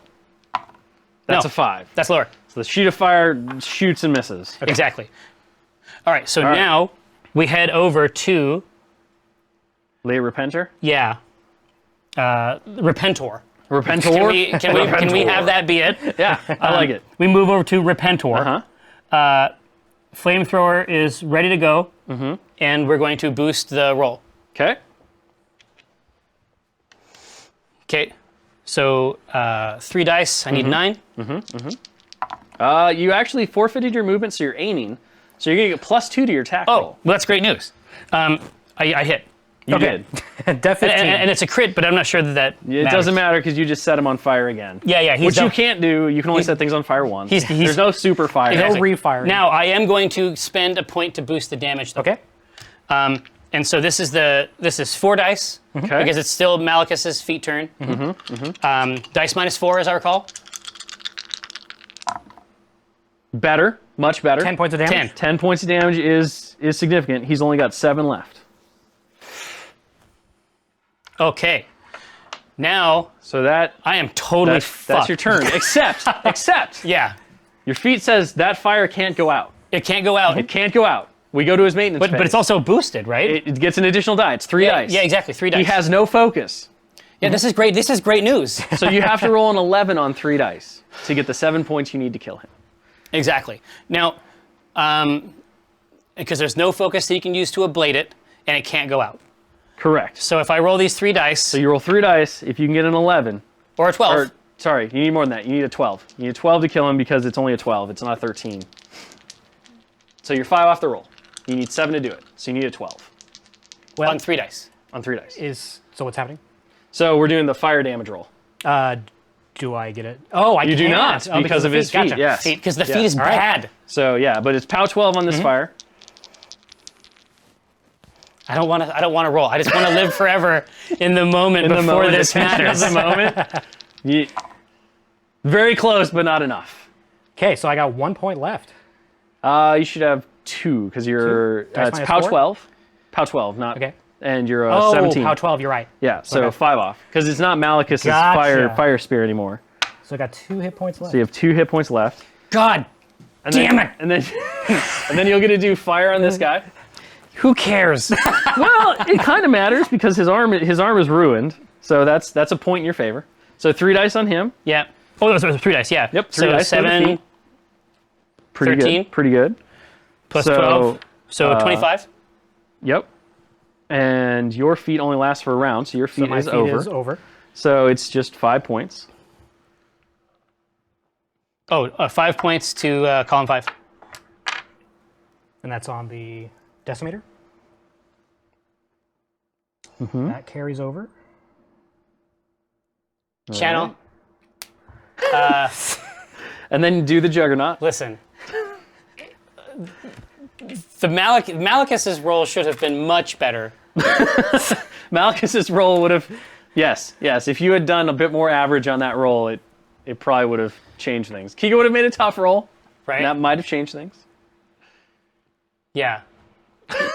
You want to tell the chat what a tough roll is? All right, so Kozlov has a special ability called Tough. Well, no, you didn't tell me that. And basically what that means is that when he is disabled, so when all of his damage boxes are filled up, he who can roll on a 5 or a 6, he heals a point of damage and is knocked down.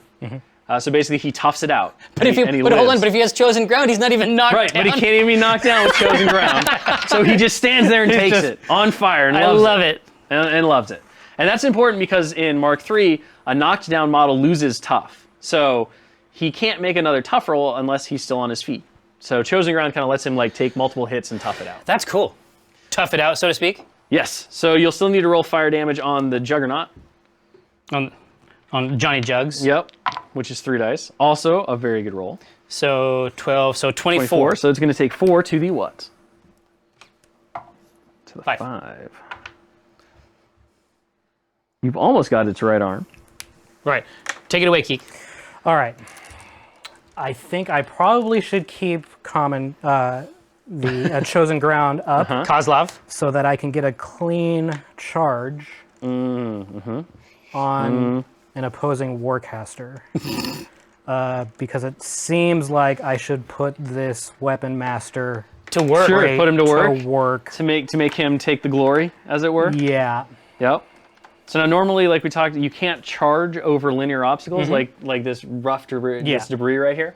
However, Pathfinder lets you ignore that. Yep. So because you have chosen ground up, you get Pathfinder. That means that you can go right over that wall and put axe to face. No, exactly. No, Barsk, you are exactly right. The ripsaw is fucked up right now. Yep. Yes. So the Ripsaw is probably not likely to be able to finish the job with Malachus because it's only gonna be rolling a die, 2 if he boosts. So maintenance phase, we've already done it. Yep. I am not able to shake that fire due to your feet. The heat is intense. Generate my 6 focus. I will be able to power up. Obviously, I'm going to keep up chosen ground, and I'm going to keep the 5 focus on Keep it all. Kozlov because I want to swing that axe Korzlorv. a bunch of times. But for yucks, For the lulz. I'll take a free strike on the Decimator and see if I can get a little bit of damage on Malachus with the Ripsaw, even while it is crippled. All right. So I'm going to swing around. Let's take a free strike. Okay.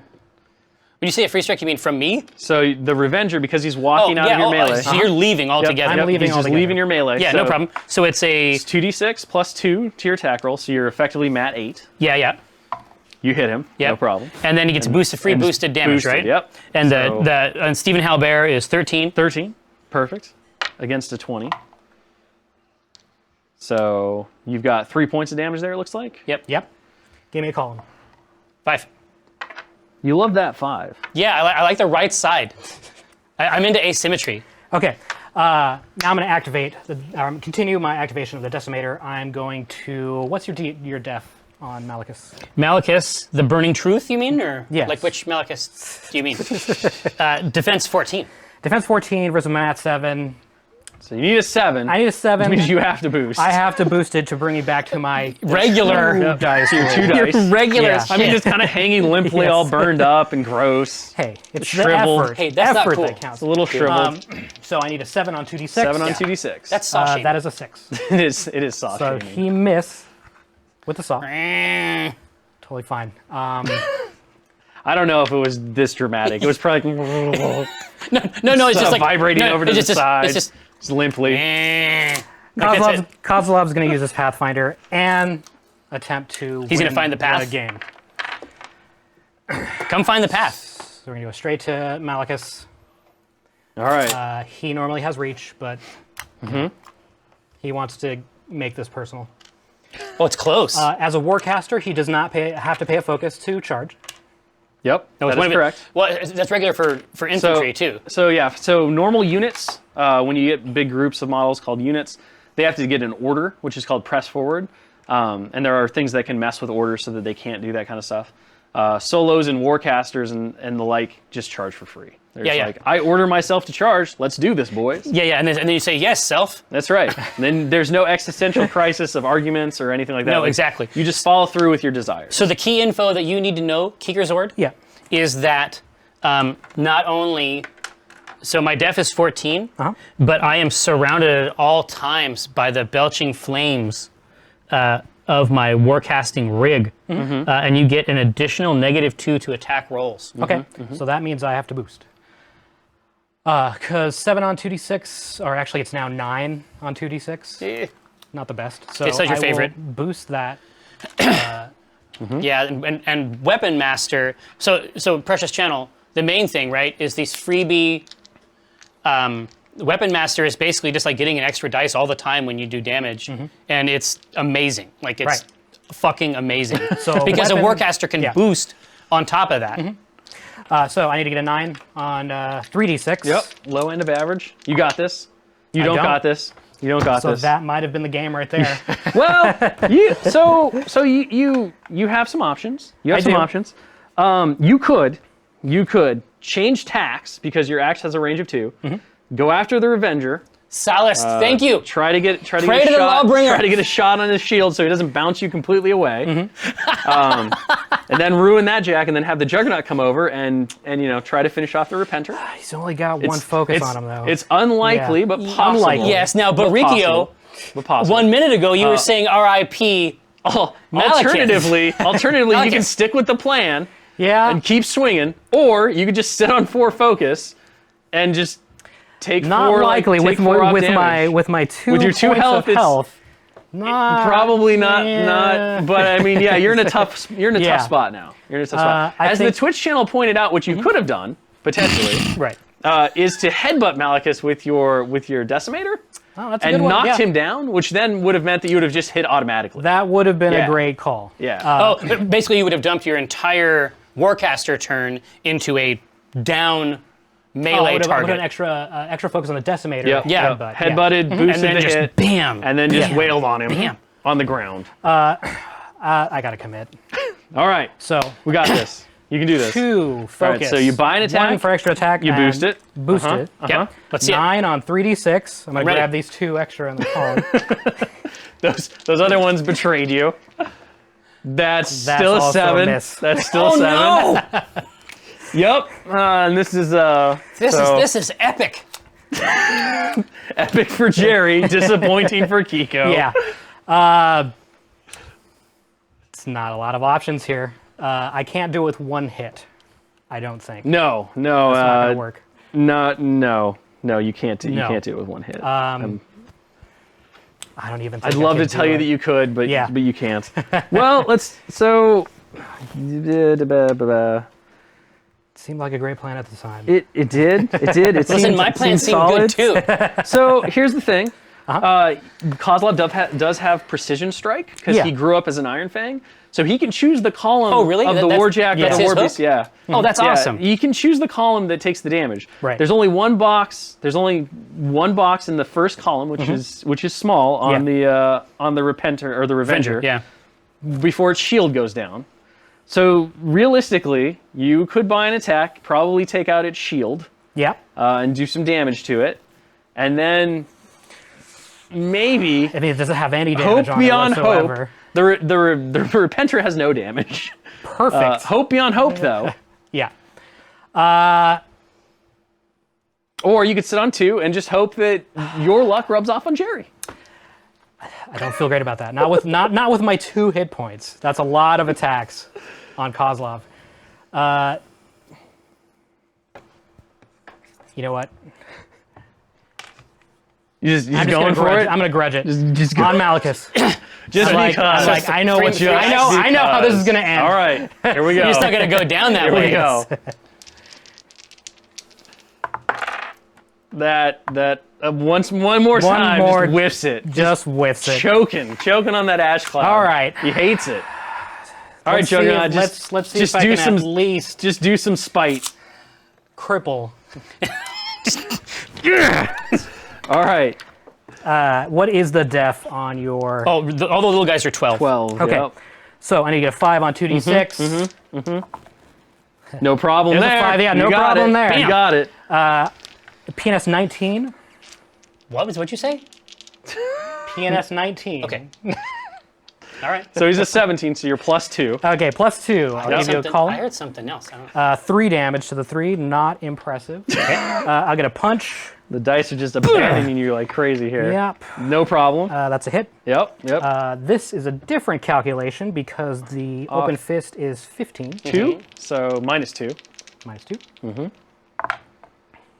2. Really, thanks for the dice, guys. These are Privateer Press. They are official casino dice, and they are balanced for complete accuracy. So this is just averages, Kiko. What column though? Sometimes you roll high, sometimes you roll low. Sometimes you roll low a lot. What column for my 2 points of Column damage? for your 2 points of damage is 3.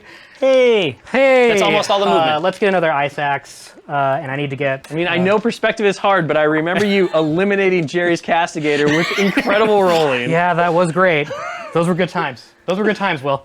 That's a hit and a crit. It's a crit, so that's There you stationary, go. So right? he's stationary So now. he is stationary. Yeah. That means free melee hits, Jerry. Yeah, They automatically hit. PNS 19. Dice +2.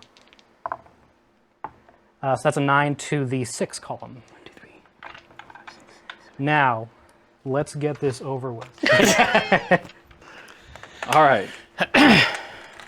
So big thing about stationary models is that they forfeit their activation, basically. So they have to spend their entire activation to unfreeze. Right. Warjacks and Warcasters can do what's called a shake, though. You can spend a focus point during the control phase to basically get rid of stationary. You can also get rid of knockdown. There's a few others like Shadowbind. And basically effects that list, they can be shook. Exactly.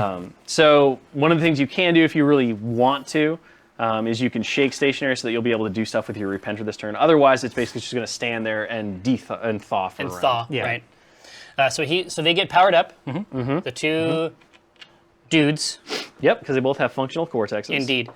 And I am here with my blades, but the Repenter is actually better at melee than the Warcaster.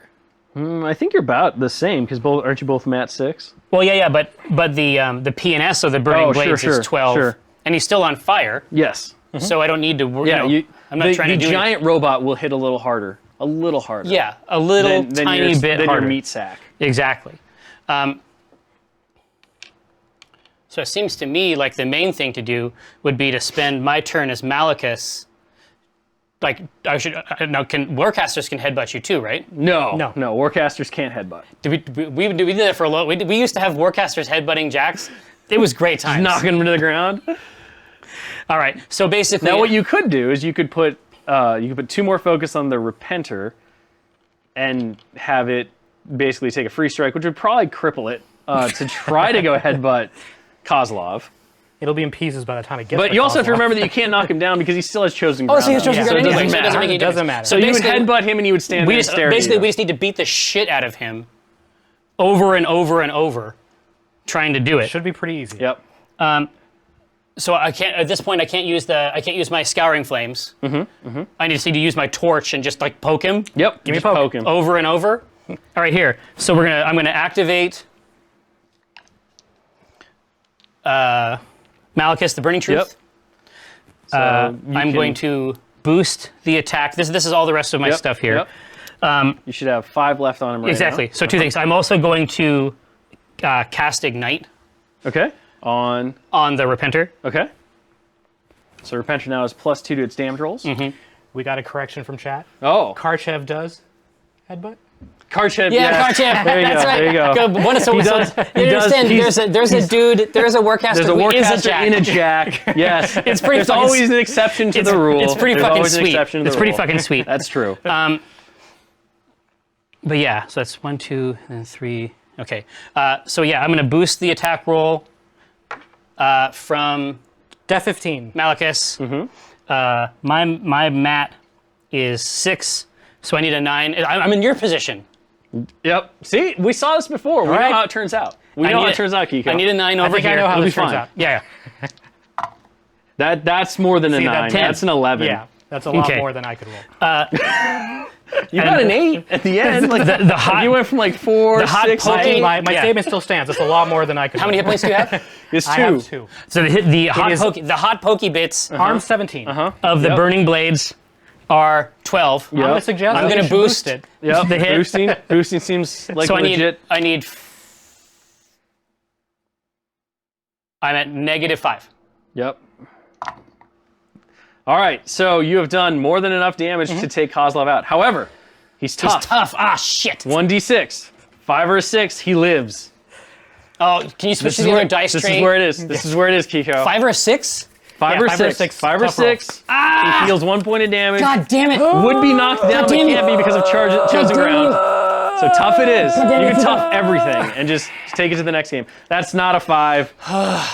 Jared. Kozlov dies. Good game, Handshake Kiko. happens. Good game, Kiko. guys. Excellent work. So Jerry will win yet again on caster kill. I lucked out. As I lucked Kiko out. plays a brilliant game and his dice abandon him. No, It it's happens. true. It It's happens true. to the best of us. Oh, but hey, okay, so obviously you've seen a little bit of these factions. These are 2 slugger, mean-ass bruiser factions, right? Next up, we'll have things are going to go a little bit different way. We got sneaky, skulky zombie bots, and ostensibly good Signar. Lots of electricity, lots of cool gleaming blue robots. But to hang on 1 sec, and we'll wheel everybody else back out here. Thanks.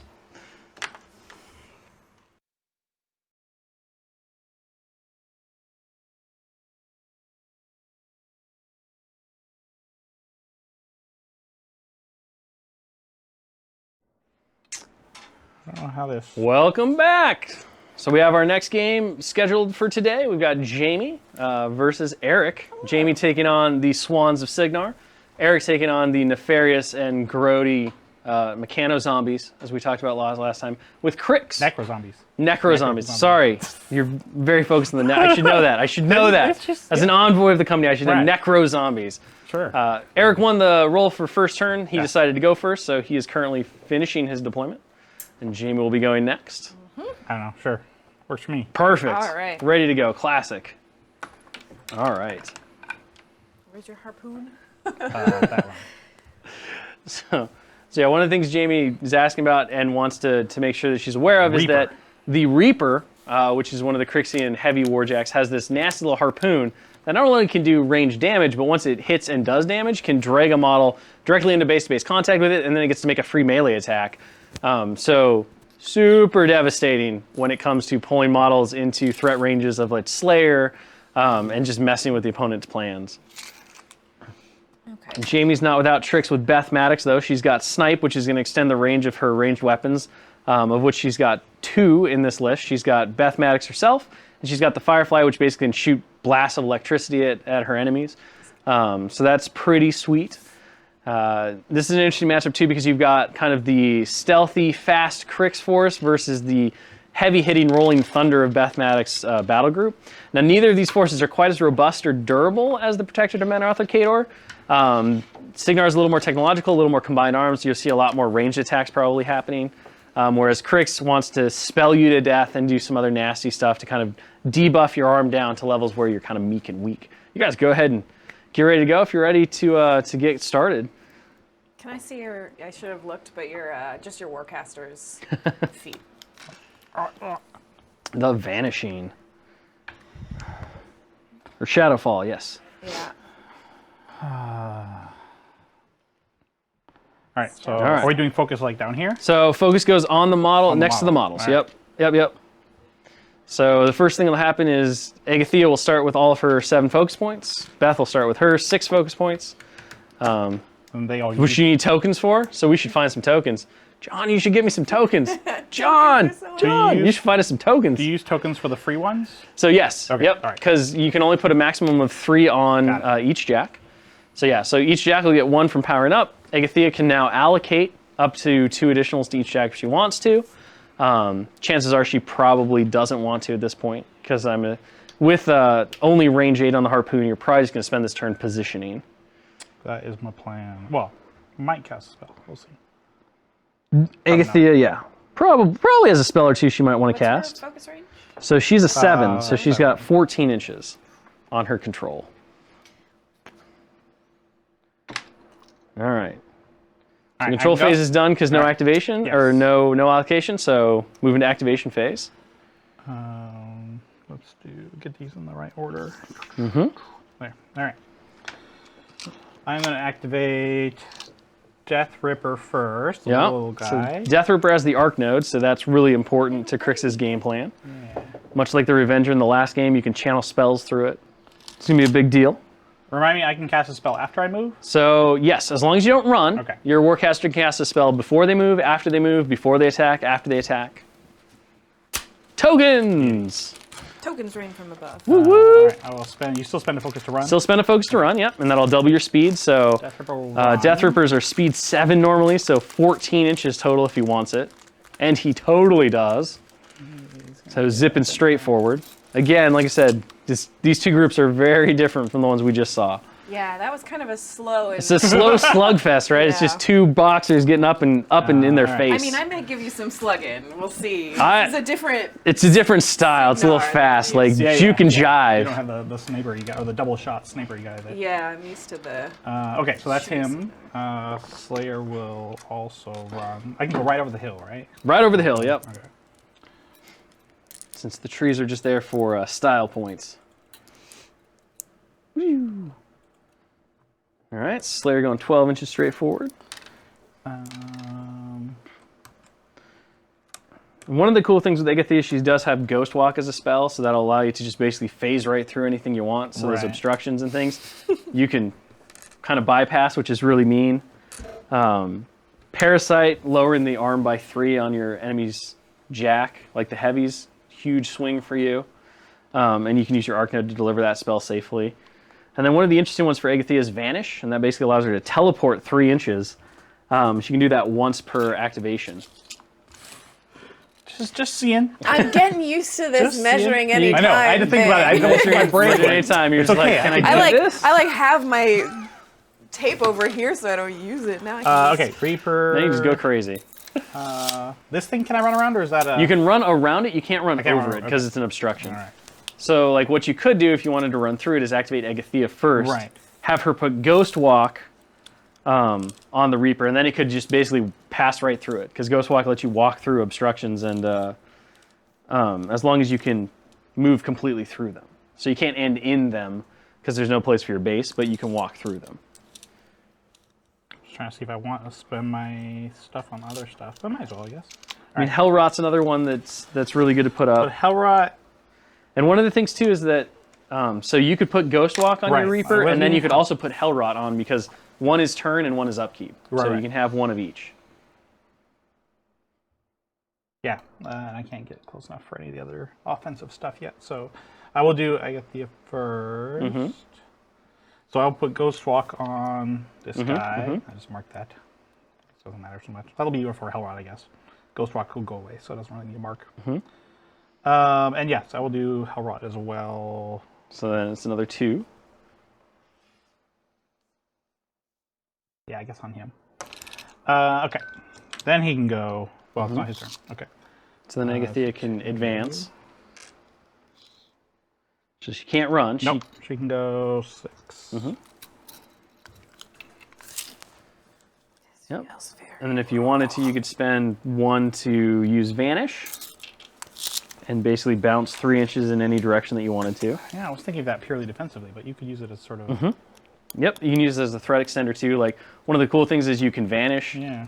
and then charge, so you can gain some extra distance, Right. like go claw a dude down. Hack a dude down, I guess I should say. We'll get a little closer here.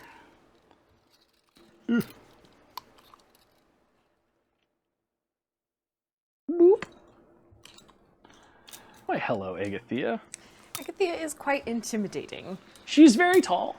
Yeah, She there's has a lot of she's a spikes. big nice lady. side axe. She seems very friendly. She's just got a certain She's aesthetic. kind of just like a really mean librarian. She wants everyone... Like, she's very interested. Goals? She's very interested in, like, you know, finding books and lore and stuff. And murder. And murder, well, to get the books. Sure. whatever, The late whatever, fees are just really serious in her library.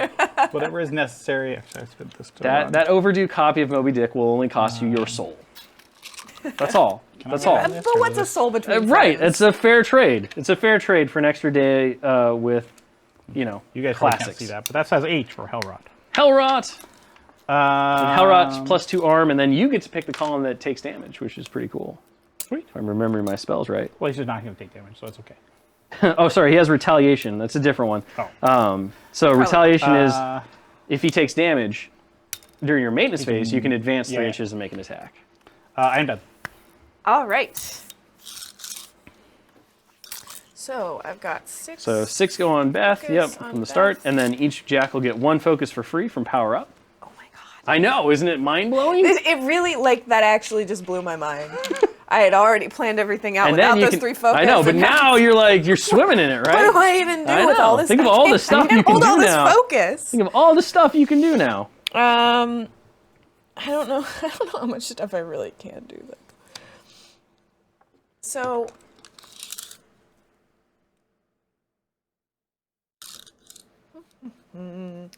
This little firefly's kind of got a little zappy gun. He does have a little zappy gun, and Snipe from Maddox can basically extend it by +4 range, so that makes it like super nice. Because that'll take it up to a 14. Plus it's 6 inches of range. It's like 20 inches of threat. It's real good. Yeah. It doesn't hit super hard. Yeah. But you definitely want to put a sail on the Ironclad probably to give it extra threat. That's what I'm thinking. Yeah, So, yeah. but that's cast from her, right? Yep, I cast don't from her. I don't put that focus on the Ironclad. I keep it on her. Yep. You'll spend all focus for spells from the Warcaster themselves. So likely what But you'll... I have to remember to stay in range of my Warjacks to give them their buffs. I always would be like, go! Wait, no, come back! Wait a Come minute! back so I can give you Too far! your juice box. And then of course Dauntless Resolve really only works on her in this level of game because she's the only warrior model on the table. So what I'm going to do is put a sail on the Ironclad. Okay, so you'd spend 2 focus and put a sail, which is great. And a sail will give him +2 inches of movement when it charges or makes a slam. And then if he does slam, he gets +2 inches of additional movement on the thing he slams. And he also gets to do all that without spending a focus, so that's pretty huge. Yeah, there's a lot of things that he has in his giant tool belt.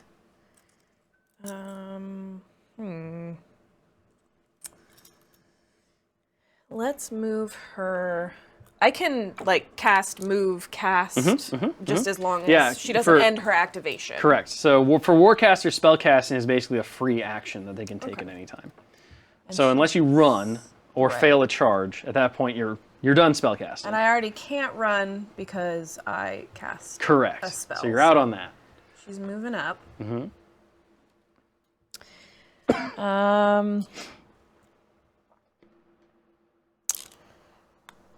Well, and I'll also give her Dauntless Resolve. Just because.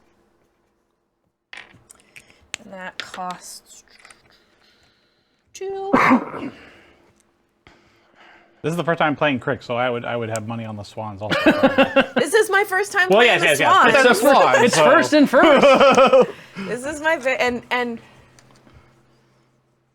I've had some issues with Signar in the past. We'll put it that way. Personal issues. Yeah. We're gonna overcome those though in this group setting. Yes, together. I'm excited to Together. love the blue We'll jerks. see. You'll be The excited. blue jerks. The dice will rule as they may. Yeah, that's true.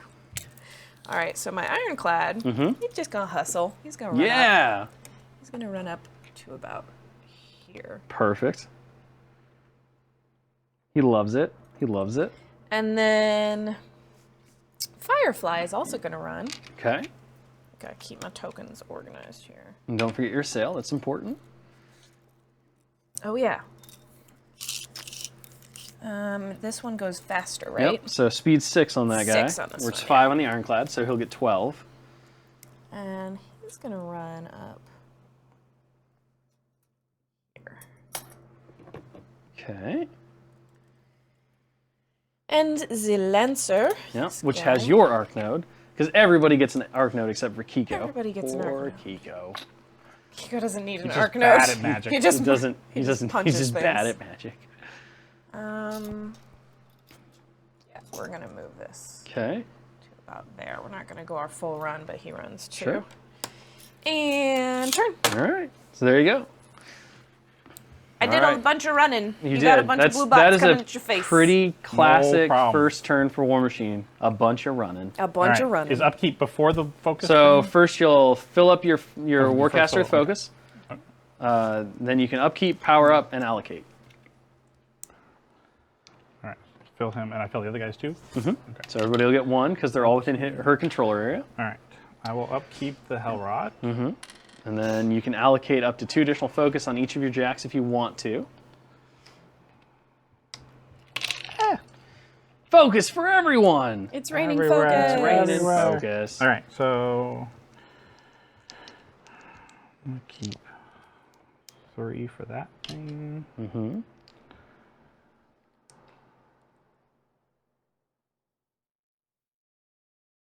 Charge is move +3. Move +3 in a straight line, and you can't obviously charge if your base would clip an obstruction.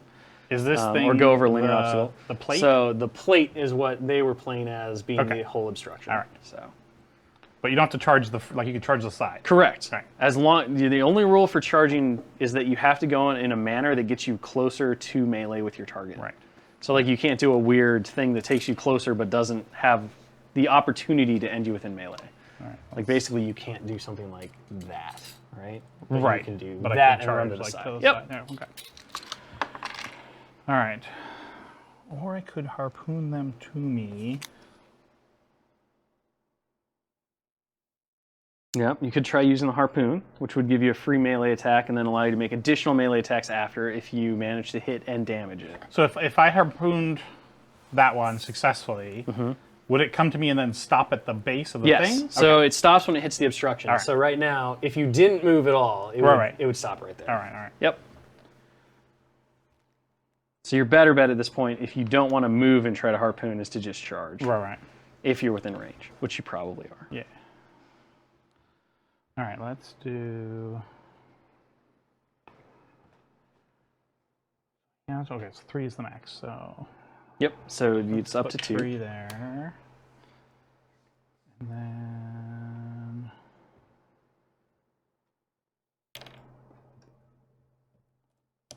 Here. Okay, let's leave... No, actually, let's...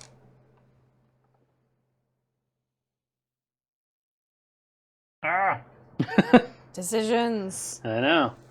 Allocate that focus. Remember, you can pre-measure. So Right. before you allocate, Right. you could check to see if you would be within charge distance, which would be 9 inches plus 1 inch for that guy, so 10. So One- a the total little of 10. guy is 10. No, the big guy, because it's 6 plus 3 plus his 1 inch melee range. Oh, yeah, So he has okay. a total, if something's within 10 inches of you. Got it. Not. So yeah. So your best bet probably is to get the arc node within position and cast like Yeah, a yeah. parasite or... Parasite is my thought. Because that seems good. Parasite's pretty solid. Pretty solid. Okay, so order of operations would be as far as 14. As long as they put in 14 of him. Ooh, see. All right, this guy. Mm-hmm.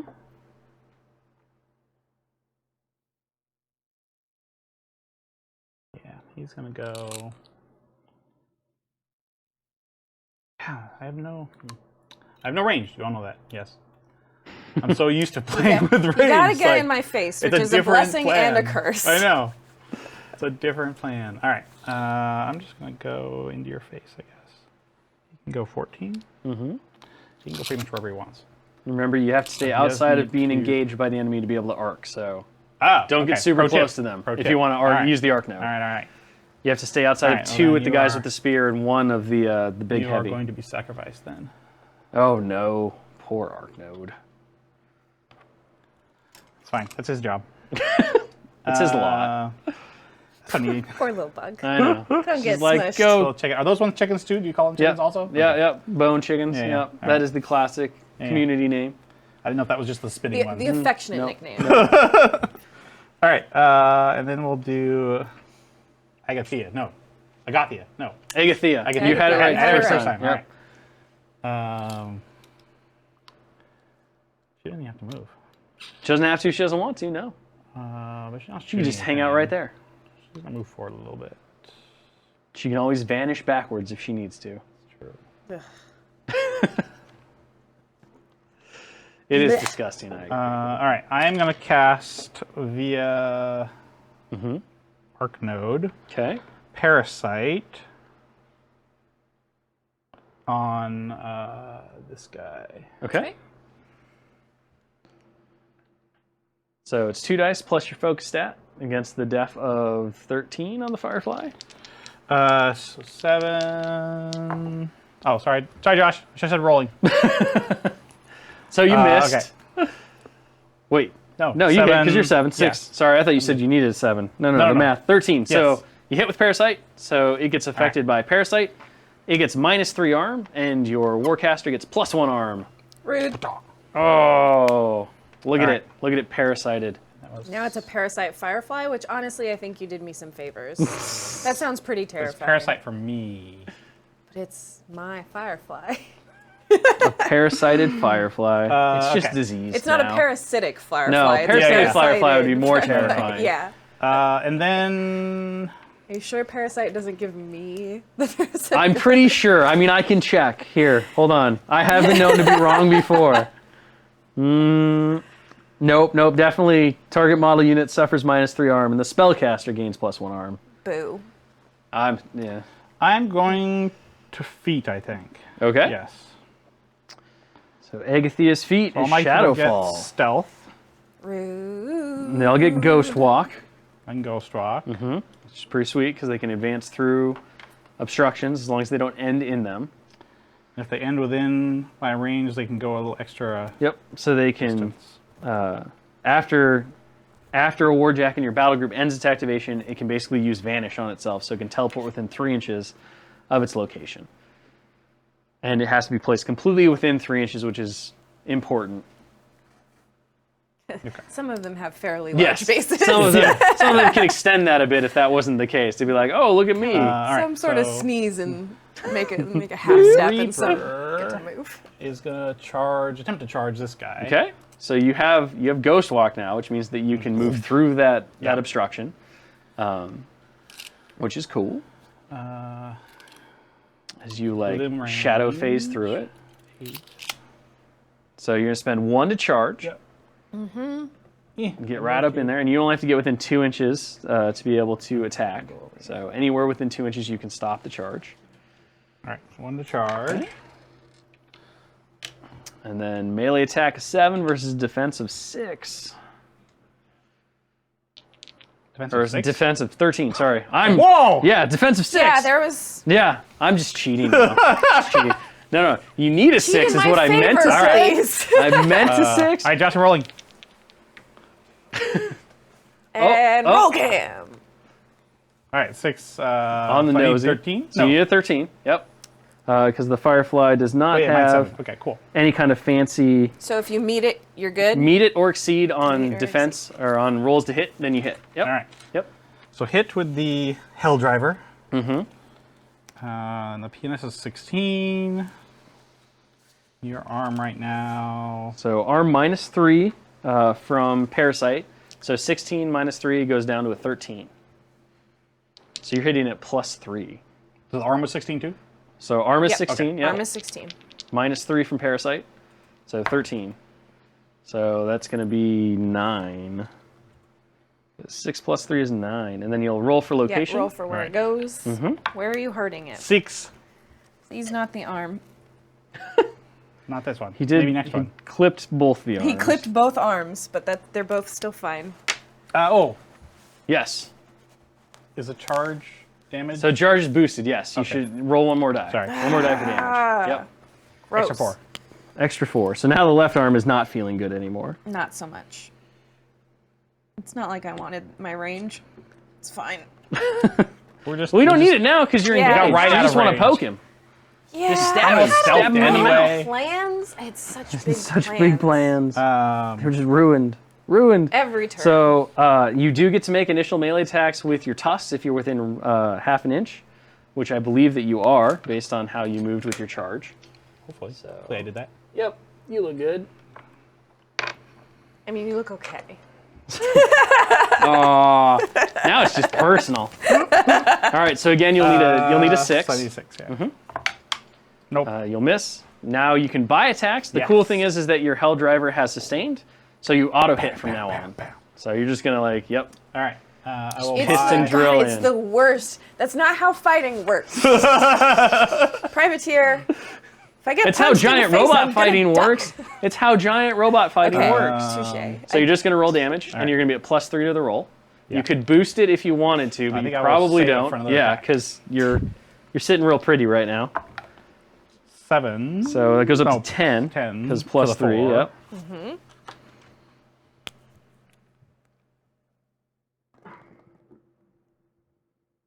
I'll do another one. Ooh, 11 to the 5. Ow. And that will be a dead Firefly. Yeah, that's definitely a dead Firefly. Good job, Firefly. You did what I needed you to do. All right. Bait. Yes. All right, so the Firefly comes off the table So because do- there are no more wreck markers anymore. You want to take it? You want me to take it? Oh yeah. Sorry. I I'll take it. I'll somebody take it. said hello in chat, and I was take very it. distracted. Don't distract the players. All right, so so distracted. the Reaper's activation is over. Yes. So is there no so- longer a wreck? There are no longer wreck markers. No, they just disappear into the ground. So now you can go completely within 3 inches for a teleport because of your feet. So effectively, you can use this little gauge and go completely within 3 in any direction you want, as long as you don't obviously wind up in that obstruction. Right. So you could come away, you could go Her forward. thing has a range of 2 inches, probably, Yes. right? Yep, the Lancer has a range of 2 inches. Can I get 3 inches, you said? 3 inches, yep. No, that's probably good. Okay, we'll go, here. Okay. Completely within, so like, Yep. So you'll Don't just touch go my to lance, engage it. bro. All right, so vanishing forward. So he murders his friend and then just lifts pops into the right shadow forward and and is then like, what's going on? Right here? back out That of poor the- So Lancer. rude. All right, so all that's left is the Slayer now. yes. What does Mr. Slayer want to do? He is gonna go make sure this hammer bro doesn't cause problems. Hammer bro! All right, so he will run.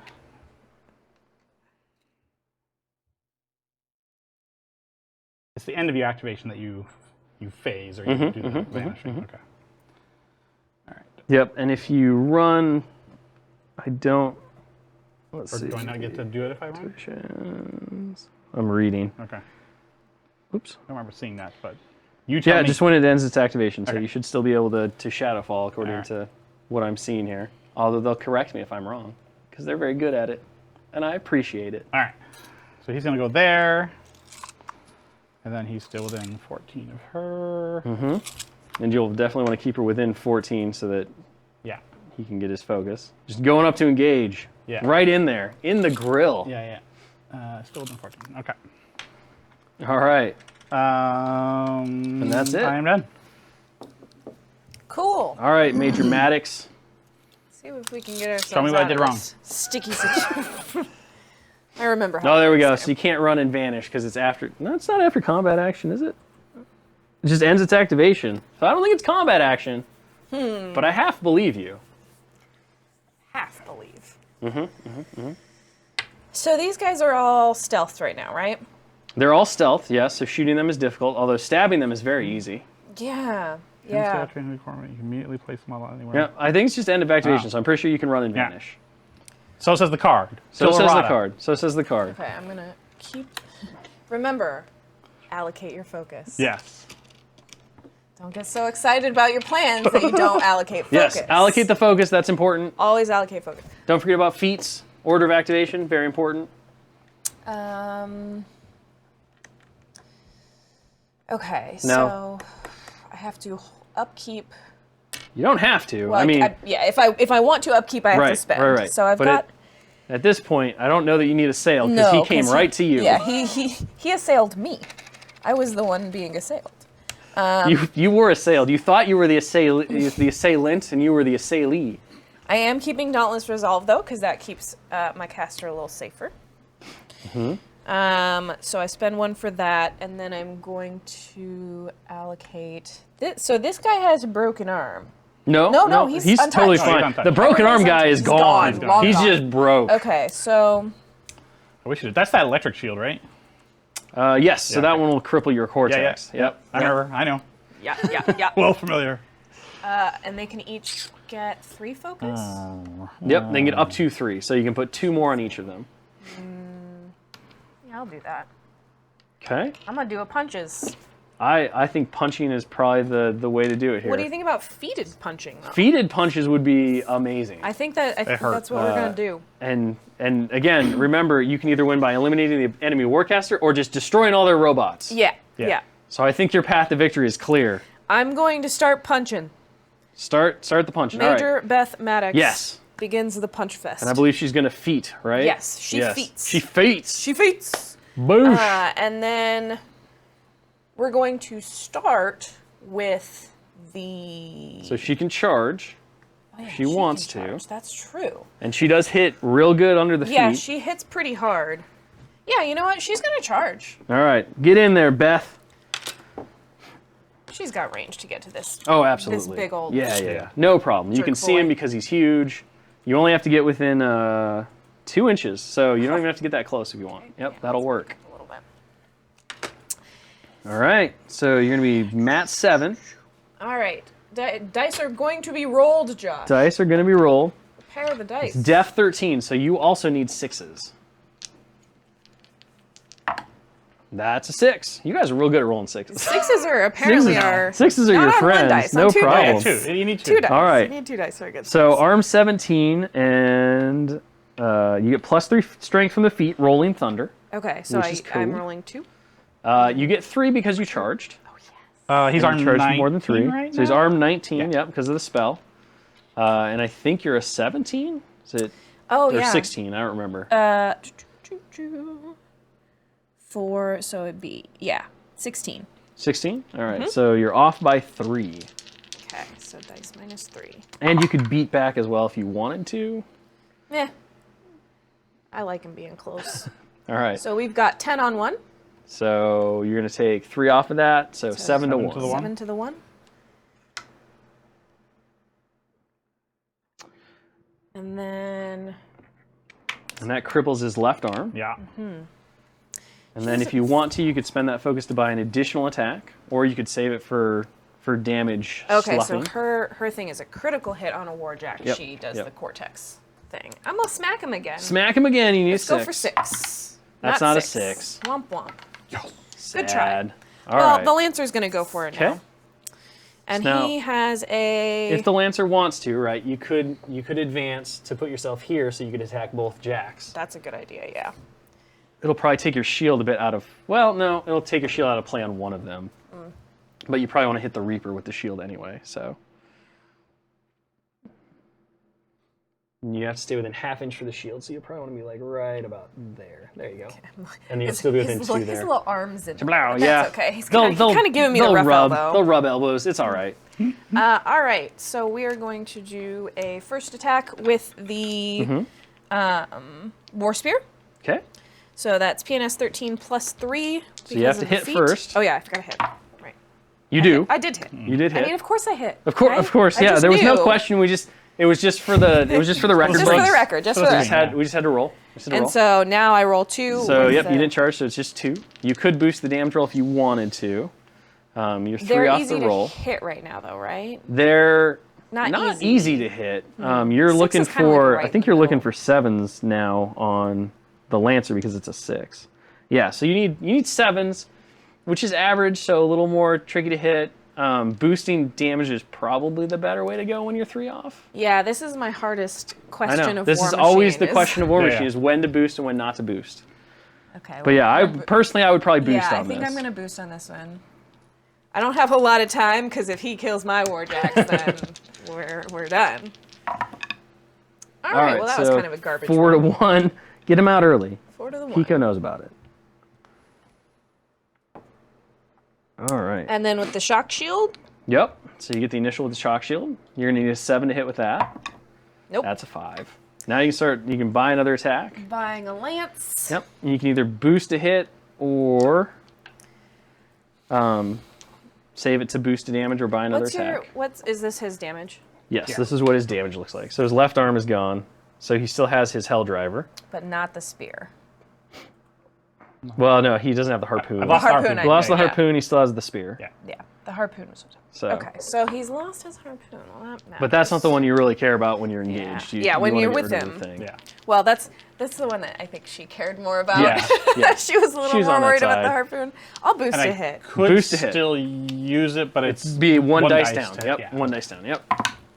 So you hit. Whammo! Smack him. And then 3 off the roll. Roll good. Come on, Roll good good. dice. No. That's not good. 1 to That's the not good. 2. Not what I wanted. No, not at all. All right, well, Ironclad, All right.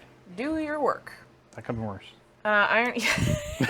You think? It could have been a lot worse. Could have been a lot worse. Should have been a lot better for me. All right, so the Ironclad is Matt Did you 7. hit me with the shield?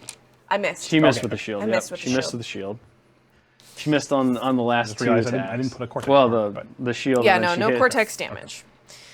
So the Ironclad is going to try to punch his little friend here. Yeah. So Matt 7. Matt 7. You have an option with the Ironclad. You could use its Tremor special attack, which means you lose the fist. But if you hit with that attack, he would be knocked down, and then all of your attacks after that would Yeah, auto hit. we're doing that. We're All doing right. that. So to do So- a special attack, I need to. So all it means is that you just lose your other initials. So you won't get hammer and fist. You just get hammer. And does it You rolled cost a 6. focus? Nope. Okay. Nope. Power attacks do, Okay, but different than special power attacks attack. on the card Got it. do not. Got it. So you connect. His world is rocked. He is just knocked down on his butt. So Knocked he him is over. knocked down. Okay, You're okay. 18 plus 3. Okay. So you're going to be 21. He's armed 17. So you're at plus 4 to this roll. Ow. It's Ow. pretty This is more painful. like it. It's a big swing. This Yeah. is more It's a what I'm big hammer. talking about. It's a big Yeah. hammer. Plus 4, you said? Yep, because you should be 18, 22, and then, wait, plus 5. Oh. Because 22, 17, 17. 5. All right, 12 to the 1. Ow. Cha. And now I can buy more attacks and he's knocked down. Yep. So you'll automatically hit him with melee attacks. Okay, So, so you I don't even have just to hammer roll the into him. melee.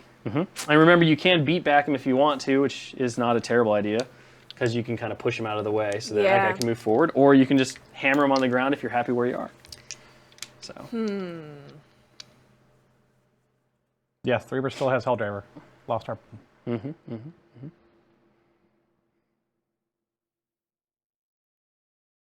Okay, we're not gonna beat him back. All right. We're just gonna hit him You're real just hard. going to smash him again. Just gonna hit him real hard. Smash him in the face. All right, so 5. So that is 9 to the 9 6. to the 6. Buying another. Okay, so you got his movement out, Sweet. and his left arm's out too, obviously, because most of his left side is gone. 8. That's still With enough. 2. You're fine. Is that, That was one over what you needed, actually. Like you, good enough? you just murdered him. damage. All right. Blood for blood. Whammo. That looks like my turn. All right. So Agathea is up next. All right. So replenish all the focus. Any focus left on Warjacks comes off of them. So technically the Death Ripper would lose its focus point. And then you just add it back from power up because they both still have functional cortexes. So the question is, do you think can you kill Beth Maddox? I know. Can you kill Beth Maddox? I have no idea. I don't know where her stats are, but I think I have to try. I think so. So she's Def 15, Arm 16 plus 3. Arm plus 3, yeah. So Arm 19 right now. So not shabby. All right. So She's at the very doing okay. least, She's a pretty we tough wanna lady. Put 2 on there. Oh, sorry. Upkeep first, right? Oh, Yep. wow. Upkeep, we will maintain. Actually, let me count.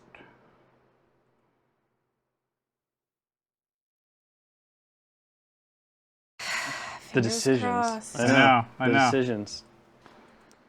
Need that. Wait. Math is hard. 2, I think Warmachine 4, improved 5, 6, 7. my All right, there we go. quick, Improved your simple quick math. Yeah, yeah. A lot. Yep. 3 for that.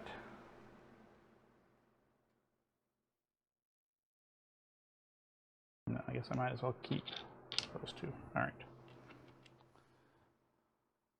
All right, so activation-wise, I want to get the parasite down first. So your arc node Arc work node right has now. to have line of sight or doesn't? The arc node has to have line of sight. It also can't be engaged. So it's going to have to move. It is right now. It has to move away from the Lancer, which means it's going to take a free inches. strike. Which is probably okay. Probably all right. I mean, if she As rolls long the as she column doesn't- just yeah, right, yeah. she could take out the arc node, and That's then true. you'll be a sad panda. But It's true. It's true. Where do I want to put He is him? pretty good at arc nodes. That Lancer. That's kind of his that's specialty. his target. He likes jousting? He likes to murder those arc nodes. All right, so we will activate the Death Reaper first. Ripper. Ripper. Yeah. Not a Reaper. Get your grimdark names right. Sorry, still learning them. Death Ripper, Bone Reaper. Is that more than 2? Probably. Yeah. Yeah, it looks like you'll be good. So then the only thing you'll want to make sure of is that you're still in range for the spell. Range is 8. You give me okay? Yeah. Right. Looks good. Looks legit. All right. Can't do anything with that focus. Really. Not really, but that's all right. So you get to hit at me. Yep. So you're gonna make a melee attack for a free strike. Damn. Jamie. Okay. Sorry, I was It's all reading, right. I was You were reading chat. lost in chat line. Yeah, it's hypnotizing. It's a big screen. I'm used It to. is. All right, so So 2 dice. You two get a plus dice 2 to your for the- attack and this roll. is the Lancer. So you're gonna be an 8. So you need a 6 to hit him. You Bam. whapped him. really hit him. You get boosted damage. So 3 dice. And I think you're a 13 these days, which is way better than what you used to be at a 12. Don't hit the arc node. I would like to hit So the you're arc node. 1 off the roll. Roll good. That's really good, although that's not the arc node. But did you just kill him? At least you killed him. What number? What's the So that -1 you said?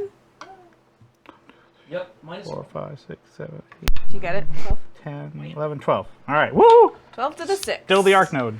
Still the arc node. All right. Just crushed half of his little buggy body. His purpose still can be fulfilled. All right. So he is done. We'll activate Agathea. Yep.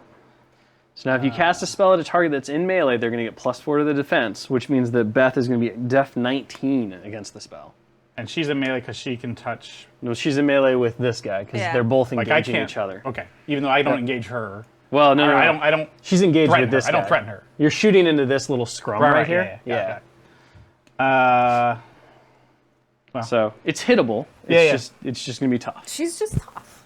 Yes. I gave you a is. chance to have an easy, quick win if you Wow. only roll the dice for it. All right. I will blame the dice. We talked That's a rough. lot of That's rough. crap. I can tell. It sounds We've just been like our playing games. Warmachine Yeah. for a long time. Do it. Okay. So parasite. All right. Parasite. You're gonna boot. I'm assuming you're gonna boost the yes, hit roll. Yes.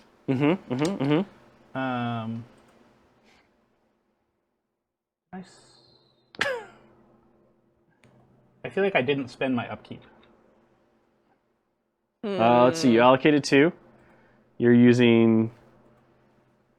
I just spent 3. You spent 3, so that's 5. So that would put you at. Yeah, I didn't. Yep. Okay. Is that okay? You okay with that? Yeah. I meant to. If the judge says so. Hey, I'm gonna let you two like duke it out here. I If, meant to. I if just this put it were one down. of our classic No, I know. games, the answer would have been no. no. But I mean, we're just having a you know, nice friendly hell match. rock. All right. So what am I trying to get here? So she's a 19. You're a 7. I'm a 7, so I got to get 12. So you got a 12 and 3 dice. High end of dice, average. yeah, right. High end of average. All right. You got this. That's what I like to say when the roll's, unlikely. It's fine. No, it's not even close. All right. All right.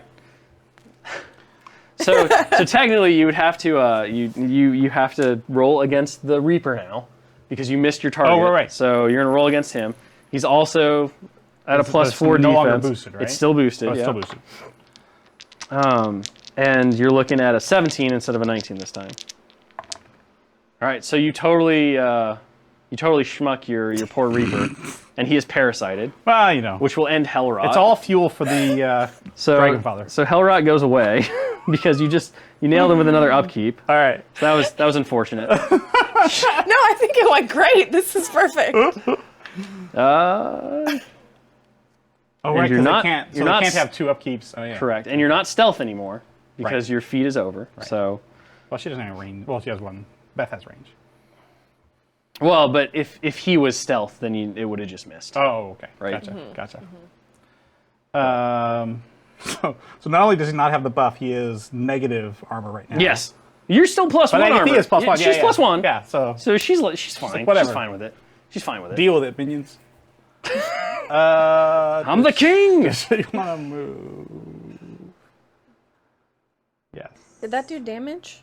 No, No, it just- parasite Just is did minus Oh, okay, 3. so it was just parasite. Got it. Yep, Yeah. just minus 3 arm.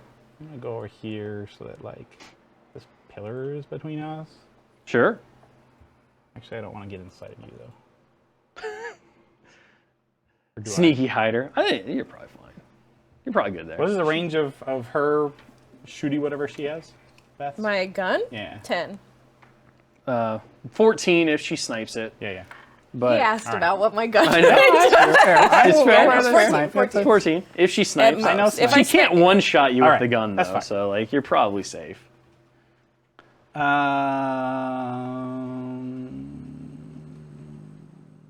Actually, get a little closer. Okay. She is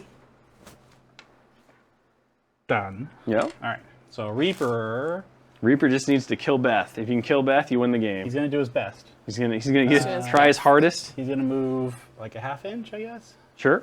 Try to get within half an I inch guess of that's her. fine. Yeah, because he's not leaving that Nope. range. So Because you'll still be within 2. Yep. You're good. Okay. Yeah. All right. All right. Be the hero we need, Reaper. See if he What can is her poke defense now? 15. Oh. My defense is 15, Yep, my armor is 15 19. is. Yep. So you really want to boost the Hell Yeah. Driver because if you can hit, you auto hit with Nah, everything. don't hit. All right.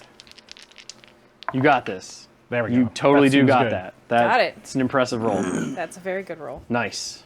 There's no crit thing. No crit. No, you just auto get the sustain. Right, So that hits. So 16 all against right. 19. You're off 3 on your dice. And your armor's 19? Yep. She's pretty tough, and literally tough as well, with Dauntless. No, I'm going to pay for extra hits. So I'm at minus 3. So you're minus 3. Yep. So 2. You don't need a Right, column okay, because yeah. she's just got a straight row. Right. No So- bits. Beth will take 2. My tusks can't hit, I don't think.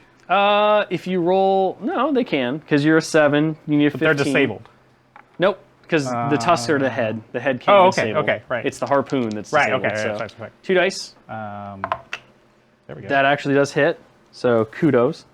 Damaging is going to be the tough part though, Yeah, I'm at minus. because you're minus 7 because they're 12s. No. No damage. All right. But I will pay for more Hell Driver attacks. Yep, and the auto hit.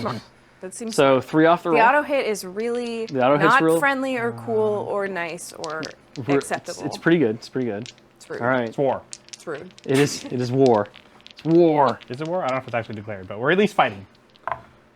Minus 3, you said? No. Yep, minus 3. Okay, Yep, so because she's 3. a 19 and you're a 16. 3 more. 3. Yep. Total of 5. And then last hit. All right. You need an amazing roll that I don't even think roll. is possible.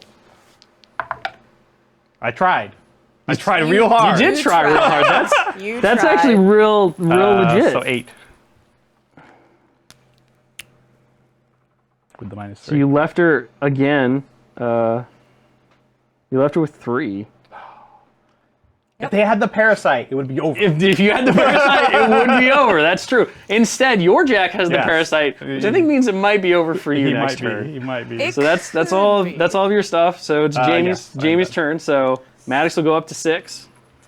Each of your Warjacks will get 1 I should leave a P on there. because you don't have to Yeah. worry about anything for maintenance.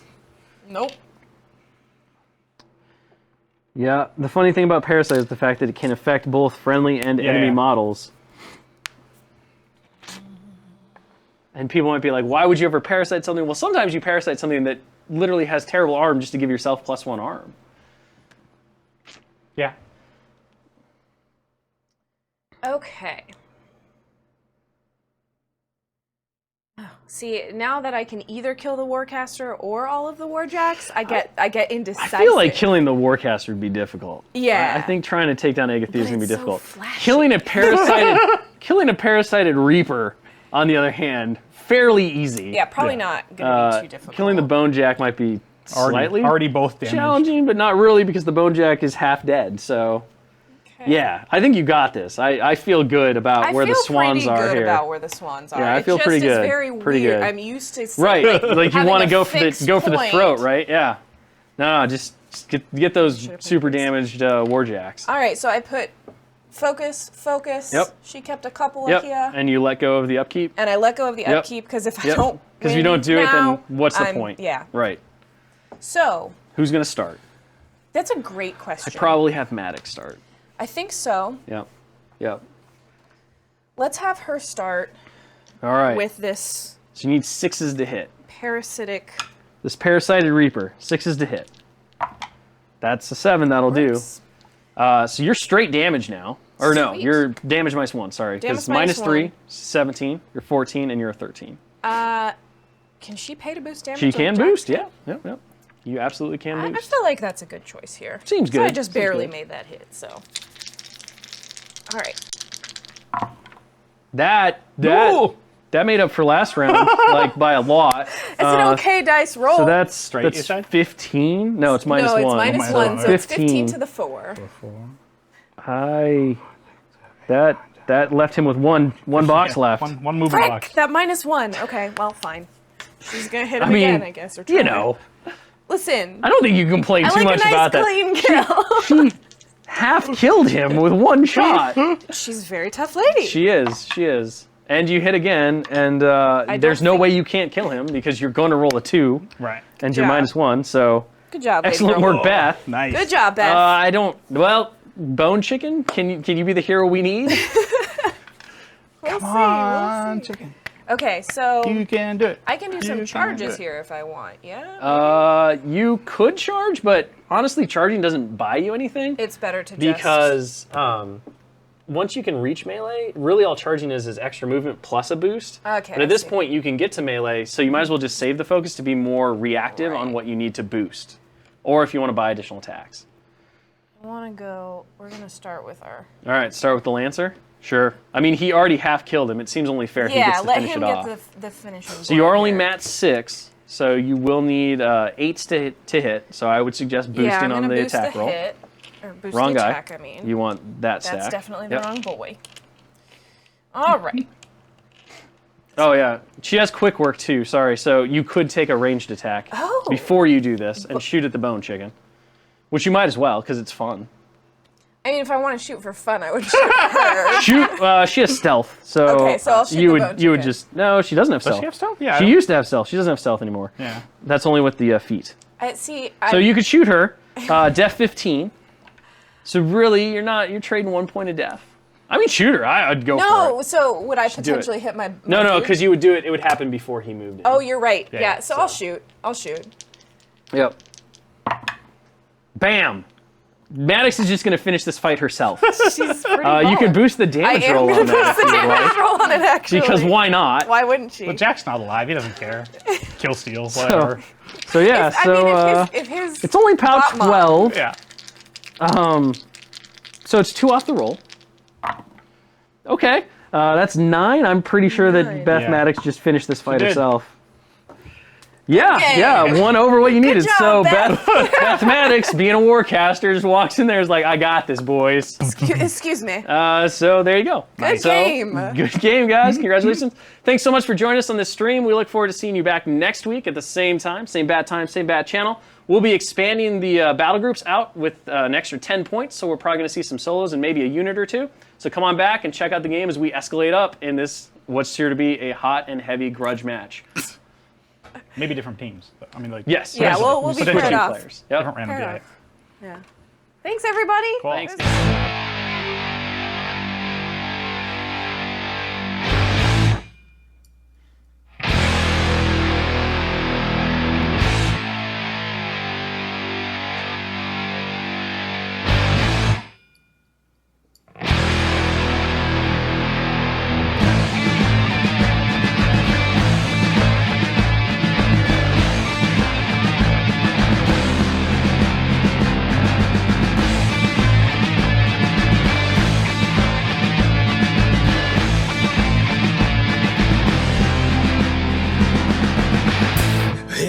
kingdom of iron,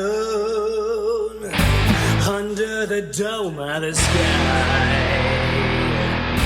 Warmachine's begging for battle, and battle is their reply.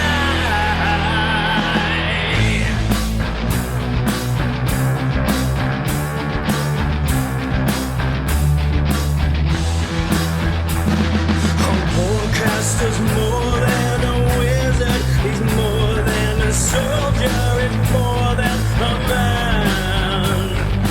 Bound to their steam-powered warjacks, pneumatic nightmares which sunder the land. You can run, but can you outrun your doom?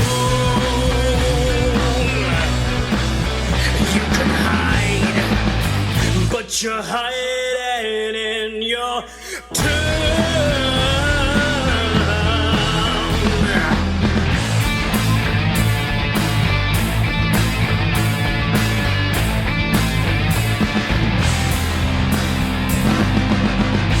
In a kingdom of iron, beneath the vault of the sky, Columbus has made you a weapon on which sinner can rely. You've been instructed, almost reconstructed by Lieutenant Alistair King. See how he bristles with his spells, gone pistols to burst with cerulean rain. Watch them flee from your furnace of coal-fired hell. Mystery, see them blister as you form the spell. Whoa.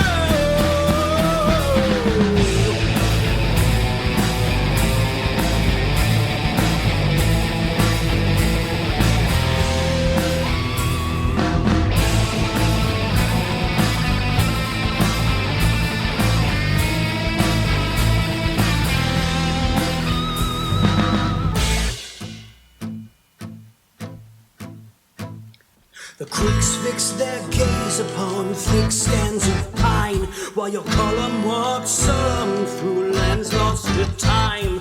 The necro-technology, their fears economy, dichotomies beyond rhythm or rhyme.